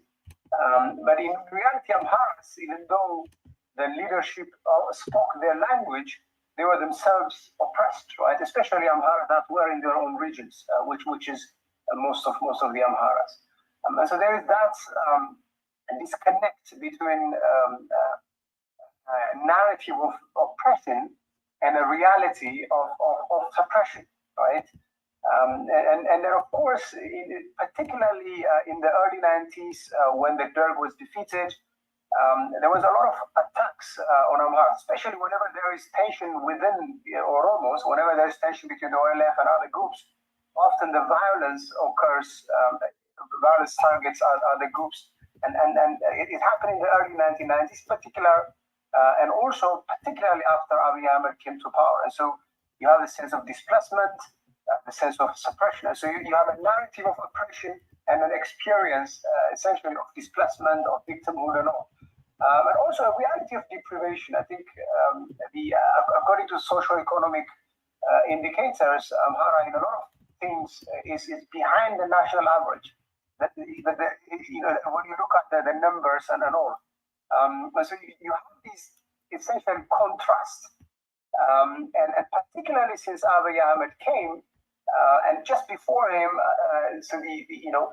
there was a sense that the Amharas were not represented by their political party. So the Amhara National Democratic Movement was actually called the Ethiopian National Democratic Movement when it essentially changed itself from an Ethiopian party to an Amhara party under the convincing, perhaps a little pressure from the TPLF in the early 1990s. And so this party had this pan-Ethiopian vision, but it was administering what is supposed to be an Amhara region. So there was this disconnect that the party did not represent the Amharas. And I think what changed, in my opinion, in the last 8 years, from 2016, was the opening, the creation of possibilities for that growing sense of Amhara nationalism to manifest itself. And so, with the formation of the what is called the National Association NAMA, the main opposition party in Amhara, in 2000, it was established in 2018, and in 2019, it kind of particularly penetrated even the Amhara region itself, with the rise of the late Asam Notige, which was seen as a hero. And so you have the frustration essentially, and then the last 8 years kind of gave, they provide some enabling factors that led to the situation. And the war in 2020 was an excellent opportunity for Amhara nationalism essentially to rise to the fore. So it provided experience, it provided a rallying point, particularly in relation to the contested tensions around the land Wolgite or Western Tigray. And it kind of gave the armed groups experience and opportunity to assert themselves. And so you have, the factors, the systematic reasons, and then what emerged, what the war enabled was for the idea of Amhara nationalism to be strengthened, but also for the actors to get strength and experience in fighting in order. So in my opinion, it was only a matter of time. A lot of people think the Amhara armed groups were allied with the federal government, but they were really protecting what they considered was theirs. So it was really a marriage of convenience. So it was always for me, the mother of all conflicts was waiting to happen. And unfortunately, with the sense of lack of representation, and in particular, I think the inability of the Amhara branch of the ruling party, it moves very, very slowly. Its leadership has stayed up for very long, and therefore it was unable to understand, articulate, and respond to the demands of the people in Amhara. And that is what I think, what ultimately led to the rebellion. In terms of the concerns, and I'll be very quick here, obviously the human rights, the humanitarian situation is very difficult to speak about in terms of schooling, in terms of health situation, in terms of livelihoods. It has been very disruptive, but at a systemic level, it extremely puts into test, it undermines essentially the possibility of implementation of the Pretoria and Nairobi agreements. I think whether we talk about transitional justice or the issue of contested lands, there is really no government now to talk with the Tigrayans to find a political solution. And also the national dialogue itself. So it kind of messes up all the structural responses that the country needs. And of course, I think, unfortunately, the target at the moment, at least at the federal level, seems to be to suppress it militarily. And from the Amhara armed groups' perspective as well, there hasn't emerged, at least not yet, a coherent force that is able to articulate what it wants, and also to negotiate. And so my fear is that I think this is gonna continue as it is, and with it, I think the ability of the transitional justice and national dialogue process, I think even for those who had hope at the start of some of these things, have become extremely complicated, if not impossible, as it happens now. So we're going to need, I think, a revamping of the whole process, considering what is happening in Oromia and in Amhara, because I think without resolving those, it will be impossible to address what is happening in Tigray. And in fact, I fear that considering the size of the regions and their geography and all, it might be more complicated and more difficult. Thank you. And perhaps if I have half a minute, I think Michelle talked about feeling bad about the hope that she had and all, but I don't think we should feel bad about it. I think it was good that we gave a chance. We get the benefit of the doubt to a new administration. I think it is only human to do that, rather than automatically, reflectively rejecting something new. It's only good that we were willing to give the benefit of the doubt to a new regime, and I think that's what gives us the legitimacy to be critical of it now. because we didn't reject it automatically. We gave it a chance. We gave it the benefit of the doubt, and it didn't deliver. And so that I think we shouldn't feel bad. It gives us the legitimacy to be critical of it when it is needed. Thank you. Thank you so much, Adem. I want to switch gears now and give Chidi a chance to zoom away from the internal dynamics and now take a broader regional and international response to the situation in Ethiopia and probably provide some next steps, recommendations on how some of the issues that have been raised could be resolved. Over to you, Chidi. Good morning over there. It's dark where I am. Anyways, I have to apologize. I'm in a West African village on borrowed time and borrowed battery power. I actually have about 20 minutes of battery power left. Chidi, we will understand if for one reason or the other you go off, we'll completely take whatever we can get from you in the time that you have.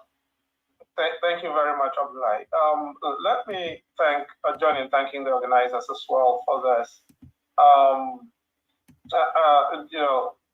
The international engagement with Ethiopia has kind of waxed and waned over the past 82 years or thereabouts since the reinstatement of the emperor following Mussolini's pillage of Ethiopia from between 1935 and May 1941.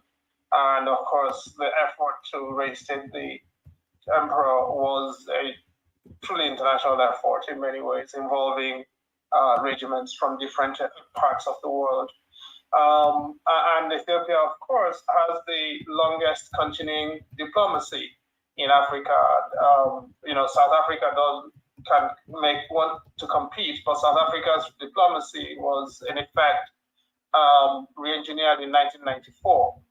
And so Ethiopia's experience of international diplomacy is a lot more practiced than most African countries. I'm quite capable as a result of producing the most cynical of outcomes. And I think that's what we see in the international engagement with Ethiopia. The Abiy regime has had the benefit of engaging with this diplomacy, even when he has tried to dismantle it in some of the, or render it incapable in some of the ways that he did in the aftermath around the onset of the war. But I really want to say that that's really the context for me that frames the international engagement. And maybe by way of trying to get my punchline in, where do I see the opportunities? I think there are three potential opportunities in relation to international engagement with Ethiopia in the short term. One is the election, the opportunity. There is an opportunity in the election of a new chairperson of the Commission of the African Union in 2024. Mid next year, the African Union has to elect a new chairperson. The current chairperson has been an absolute utter waste of time. At least that's my personal opinion. And it's quite unfortunate because the AU has effectively wasted the office of the chairperson since Ms. Mbeki, Dr. Ms. Zuma wasted her tenure looking to become the president of the ANC and of South Africa rather than doing the work for which she was sent to South Africa. Following her, this dude is about to waste 8 years. That's 12 years of absolute waste of the continent's diplomatic asset value. And so whoever is elected in next year is going to have to reconstitute the authority of that office. And in hindsight, Jinping was an absolute steal and a total genius. And that probably tells you how bad things have been since Jinping left. the office of the chairperson. So that's one opportunity, and I think civil society has got to get involved, academia have got to get involved. And this is important because the AU obviously does have a hand to deal in the Ethiopian situation. The AU is a guest of Ethiopia, and the African input into the continental input into the management of Ethiopia, or the situation in Ethiopia, is going to have to be mediated, or in any case, we'll have to confront the reality of dealing with the AU. The second is the Mbeki high-level implementation panel. Much as people will have opinions about it, still does exist, actually. Now, the Prime Minister of Ethiopia knew that, does not want Mbeki involved, and that was how he reached the deal with the chairperson of the AU, whose name I don't want to mention here because the surname kind of involves a swear word. So I think what I have learned is that the Prime Minister essentially reached a deal with the chairperson in order to make President Obasanjo his personal envoy, so that he could avoid a mandate of the Peace and Security Council of the AU, which would have had to confront the AU-HIP, which has the original mandate over the Horn of Africa, chaired by President Mbeki. President Mbeki has resurrected his interest in the region as a whole, and the fragmentation of, there are fragmentation tendencies in Sudan, and you don't want that extending into the rest of the region, but that is a real possibility. The third possibility is to transform the understanding and international understanding of the situation of Ethiopia from the human rights analysis that we've mostly concentrated on into a regional security analysis with a regional fragmentation threat in view, which will engage a set of aspects that we've not usually engaged with. And I do think the regional fragmentation argumentation right now in relation to Ethiopia is fairly strong, given what's happening next door in Sudan. And I do think those three can be married up, these three can be married up in one package of rethinking how we engage with the situation in Ethiopia. But essentially, just to backstop this story of possible opportunities, is the fact that Ethiopia really hosts the African continent, hosts the United Nations in Africa, is an anchor country in IGAD. Ethiopia is too big for IGAD, period. Just as Nigeria is too big for ECOWAS. And that means, therefore, that you've got to mobilize other internationals or institutions to be able to impact in some form on what is happening in Ethiopia. But looking to IGAD basically means ensuring that nothing works. Even if IGAD will have to be involved in some form, it cannot be a primary convener of international response on Ethiopia. And Ethiopia, given that, has suborned essentially in all the relevant international institutions, either to make sure it does not come up on the agenda of the United Nations Security Council or any of the major institutions, or Peace and Security Council of the African Union, or to make sure that they are retrenched. With the African Commission investigation, for instance, it essentially did a deal with the Commission, the Commission's chairperson, in order to bury the report in return for the support of Ethiopia for the re-election of the chairperson, which has just happened, all right? And so that essentially is where we are.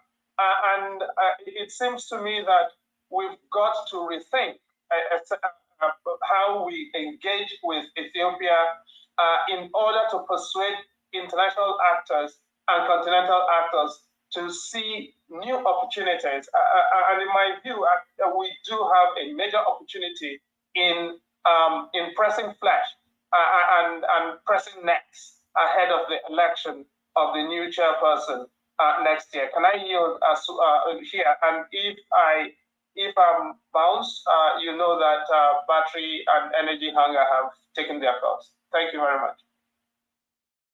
Chidi would love you to do everything within your power to stay, because your insights are very valuable, especially on the situation regarding the chair's election and many others.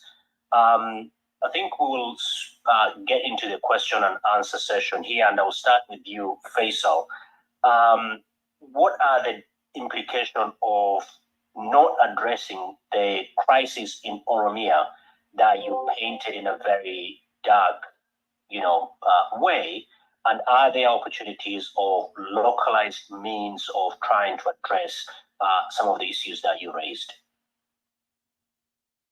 Yeah, thank you. I think not addressing the Oromia issue could have two consequences.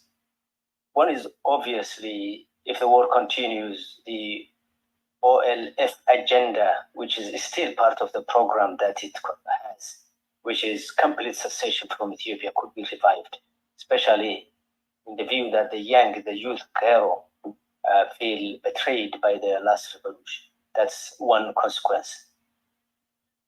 The other is what Steve's last report ended with, which is a very scary prospect for more human rights abuses. We haven't prevented the one in 2007, 2014 in the Somali region. We haven't prevented the Tigray one with a tune of 1 million people dying. We haven't done anything about the Amara ongoing. And if that continues, then the Oromo human rights abuse will continue. That's the situation. I think, what can we do? I think the US government doesn't realize, in my opinion, and I could be wrong, or it could be intentional. It's not, or I don't know if it's intentional, but the US has not used its soft power as well as, stick.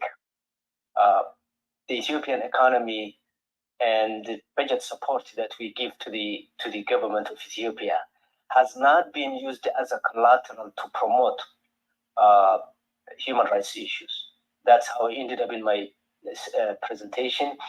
I don't know what's holding. I think we still, as in America, we are still married to the days we waited till the dictator falls. Our history is replete with helping Mobutu Sese Seko, Hofet Bonye, the who is who of African dictators. And I think even now, Museveni has been there for almost 30 years. It seems that the US strategy is, as long as the dictator stays there, he can be talked to, but he can do whatever, or she, we haven't seen a female dictator yet. But so I think that is arresting US vision. It narrows the US vision when it comes to Africa. It doesn't do any change so far. So I hope we realize that, and we utilize the power that we have. And that's what we have missed in the case of Ethiopia up to now. I am shocked that we are left with one alternative only, and that is to work with this current autocratic system that has the cessation of hostility on the one hand, but it started or giving up two wars, one in the Amara region, one in Oromia. So where does that logic really sit? I'm lost. Thank you so much, Faisal. Michelle, to you and even others in the panel, but I will start with you. Segue from where Faisal has left. What is the process of normalization of relations between the US and the EU with the Ethiopian government? And do you think the process of normalization is underway? And if so, what are the similarities and differences in terms of the approach between the EU and the United States? Over to you, Michelle. Thank you. Well, I think that it's very much underway. Our European partners are more forward-leaning than the US has been. They're eager to get back to business as usual to some degree, in part, I think, because of concerns about regional instability writ large and the potential for state collapse and mass migration. There is also a strong strain within the US of fear of being left behind, right? As Ethiopia-China relations, which are obviously extremely long-standing and close, there's this sense of if we try to use leverage to achieve specific goals around accountability for atrocities, for example, we'll find ourselves out in the cold. So I think, you know, once again, U.S. policy is struggling with the kind of short-term imperatives versus a long-term strategic approach about what ultimately we want this partnership to look like and what stability really looks like. You know, I think the point about long relationships with leaders who are well past their sell-by date makes sense. And I think that more than anything, it is born of a confusion between political consistency and stability.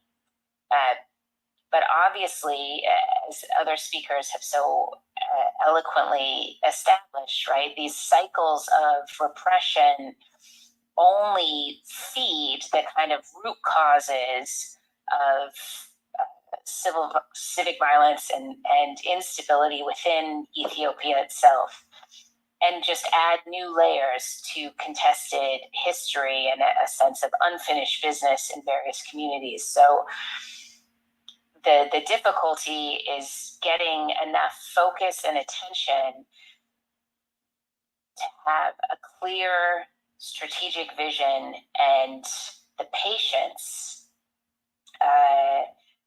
to stick to it, as opposed to doing whatever seems to cause fewest problems this week.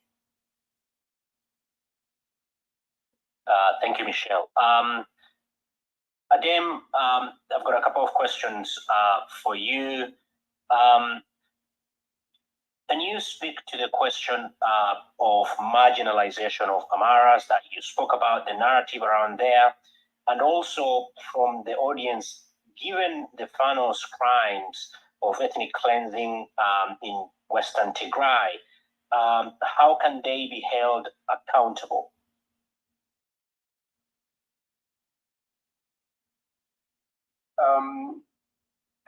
Thank you very much. So I think quickly, you know, I was not trying to say that Amharas were especially marginalized. I was trying to contrast the way they are seen. It is a very dominant narrative in Ethiopia. And I think particularly after the start of the war in northern Ethiopia, that was kind of internationalized. But domestically, there is this understanding, the narrative, the historical narrative was that the Amharas were oppressive. But their experience is that certainly before the rise of the EPRF, the current regime, they said, you know, even though they recognized the government in the sense that it spoke their language, it wrote their language, and all of that, their experience of it was one of marginalization and oppression, just like the rest of the country, minus the linguistic aspect.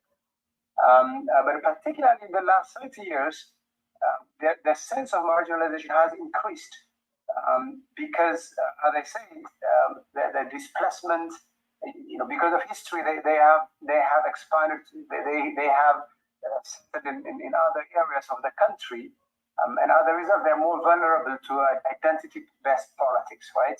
Because they are a minority in a lot of these places, so they have been victims of displacement. And the victim would particularly increase, as I said, when the intra-group competition, particularly in Oromia, increases.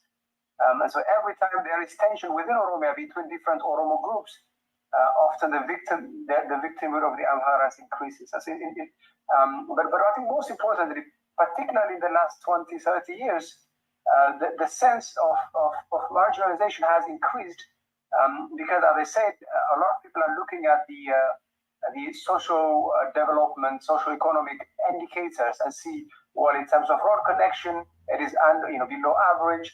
In terms of for instance, access to Addis Ababa and all, there has been problems. And so again, you know, the reality may be more complex, but the perception is one of historically being a victim like everybody else, but being blamed for it, and then increased violence meted out against them in the past years, in particular since Abiy Ahmed came to power. On the question of Wilson Tigray, indeed, I think there is enough evidence that a lot of the violence that was perpetrated by Amhara groups in the area, a lot of the displacement has been perpetrated. There's very little question, I think, in terms of what happened there. What is more complex is the history of it, right? And so what I think most Amharas or Amhara nationalists will resist is the focus on the timing on that particular incident rather than the story of what has been happening in that region. But, and in terms of how to hold them accountable, obviously, I wish there was a genuine transitional justice process that will hold everybody accountable. But as we heard in the first panel, unfortunately, the prospects of all of that happening are very slim. But there's very little question. I mean, we have to see in terms of accountability who did it and who ordered it, all of that. But there's very little question, I think, that there was a lot of violence committed in the area, including by Amhara organized groups. And so the manner of it and how and all, it has to be part of a national process. And unfortunately, I think that is facing significant challenge at the moment. Yeah, thank you so much. Chidi, are you still on the line? Yeah, we've lost Chidi. There was a specific question about the AU that was it would have been good to answer. We're left with a few minutes, maybe 3. I'll give each panel 1 minute to do their closing remarks, and then we bring the panel to an end.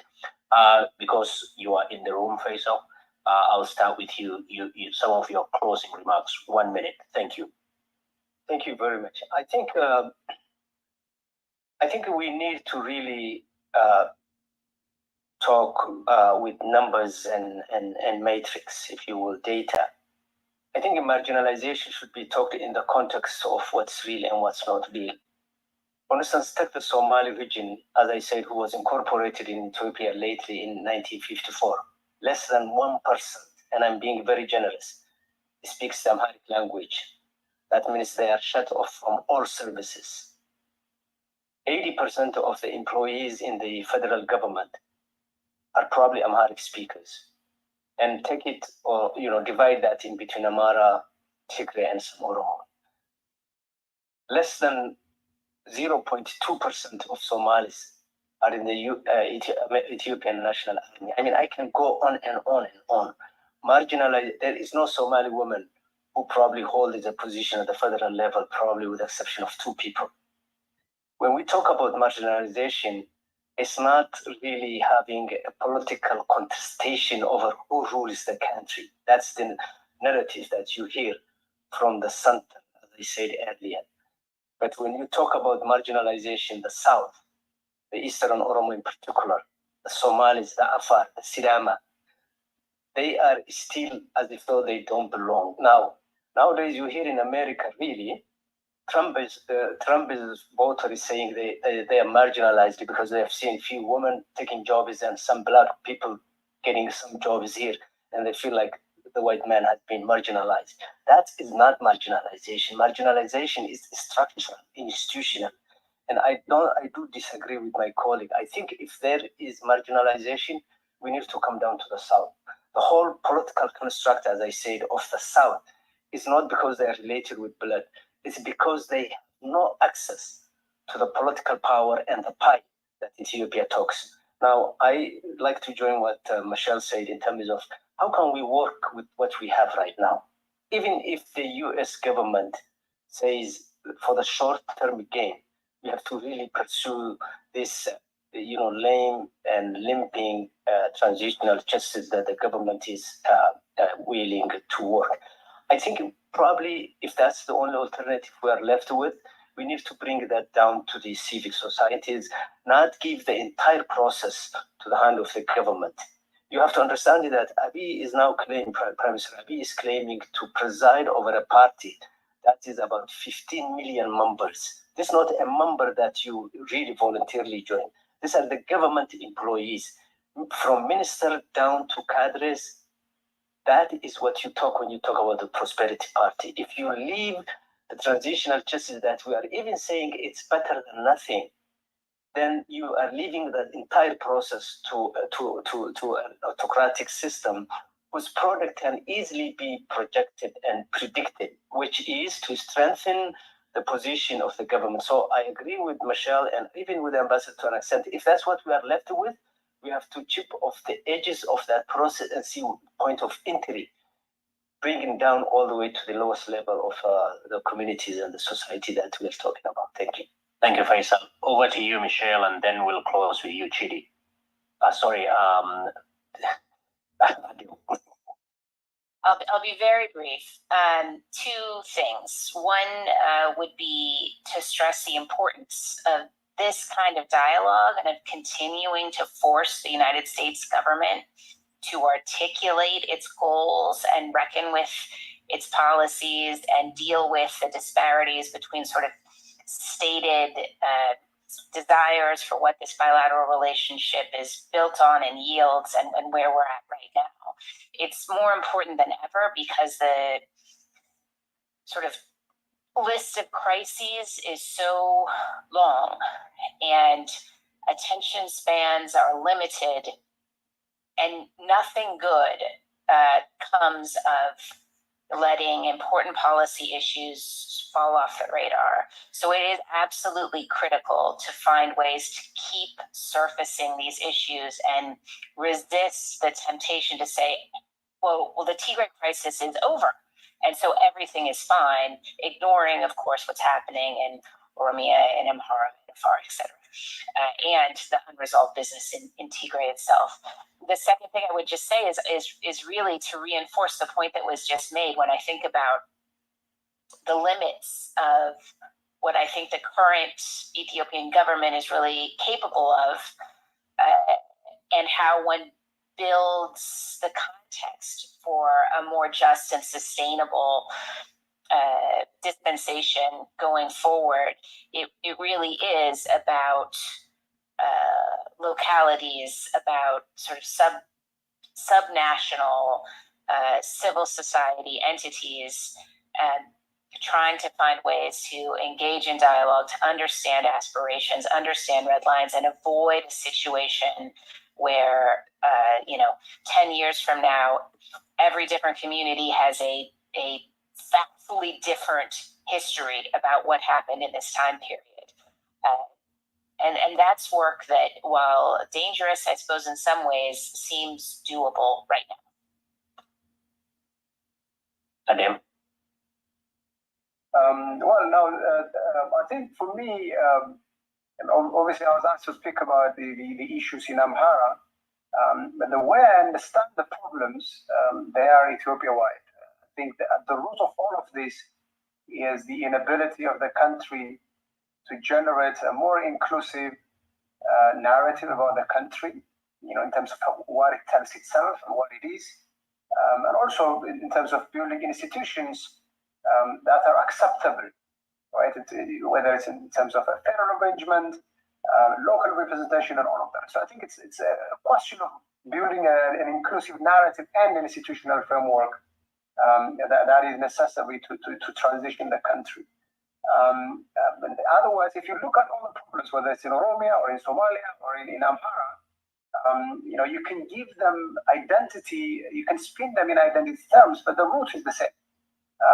The oppression, most of the oppression is actually perpetrated by the local branch, satellites of the central government. So in Somalia, it's often the Somali government itself. In Amhara, it's the Amhara government itself that plays as a proxy to the center and commits most of the violence and the oppression and all. So the only way I think the situation can be addressed is through a nationwide process. And unfortunately, especially the opposition, I think, had a big chance when Abiy came to power to organize, build a genuine coalition. Despite their difference on some policy issues, they could have coalesced around generating a new democratic dispensation They could have coalesced around, building an independent, autonomous administration and all of that. And so again, I think ultimately that is where the key lies. And of course, it's good to have the Americans and the Europeans and all help us. But I really have sincere doubts about their capacity and their willingness to both to understand what's happening in these places and then much less to provide responses to. And so, as Abad said, if some of the legitimation and all can cause harm, but in terms of expecting too much, I think, unfortunately, I think it's founded on the idea that the West has a good sense of what is happening in this place, and I really, really sincerely doubt that they have. And so, primarily, it has to be a domestic process. And as I said, a coalition of Democrats, from opposition parties, religious institutions, business people, everybody really has to focus on a few things of building democracy and rule of law. And then perhaps the Europeans and the Americans could support. But if the internal coherence is not there, I very much doubt that the Americans and the West will make any difference. On that note, I want to thank all the panelists. Discussing Ethiopia, even in the best of times, is always very fraught. Thank you so much for engaging with the issue and each other in a very, extremely professional ways. And for the audience, both who are in the room, thank you, and those online, thank you. We couldn't answer all the questions, but I think we tried to surface some of the questions. Hopefully, this is one of many events like this to discuss Ethiopia and its place in the region. Thank you, everyone. Thank you very much.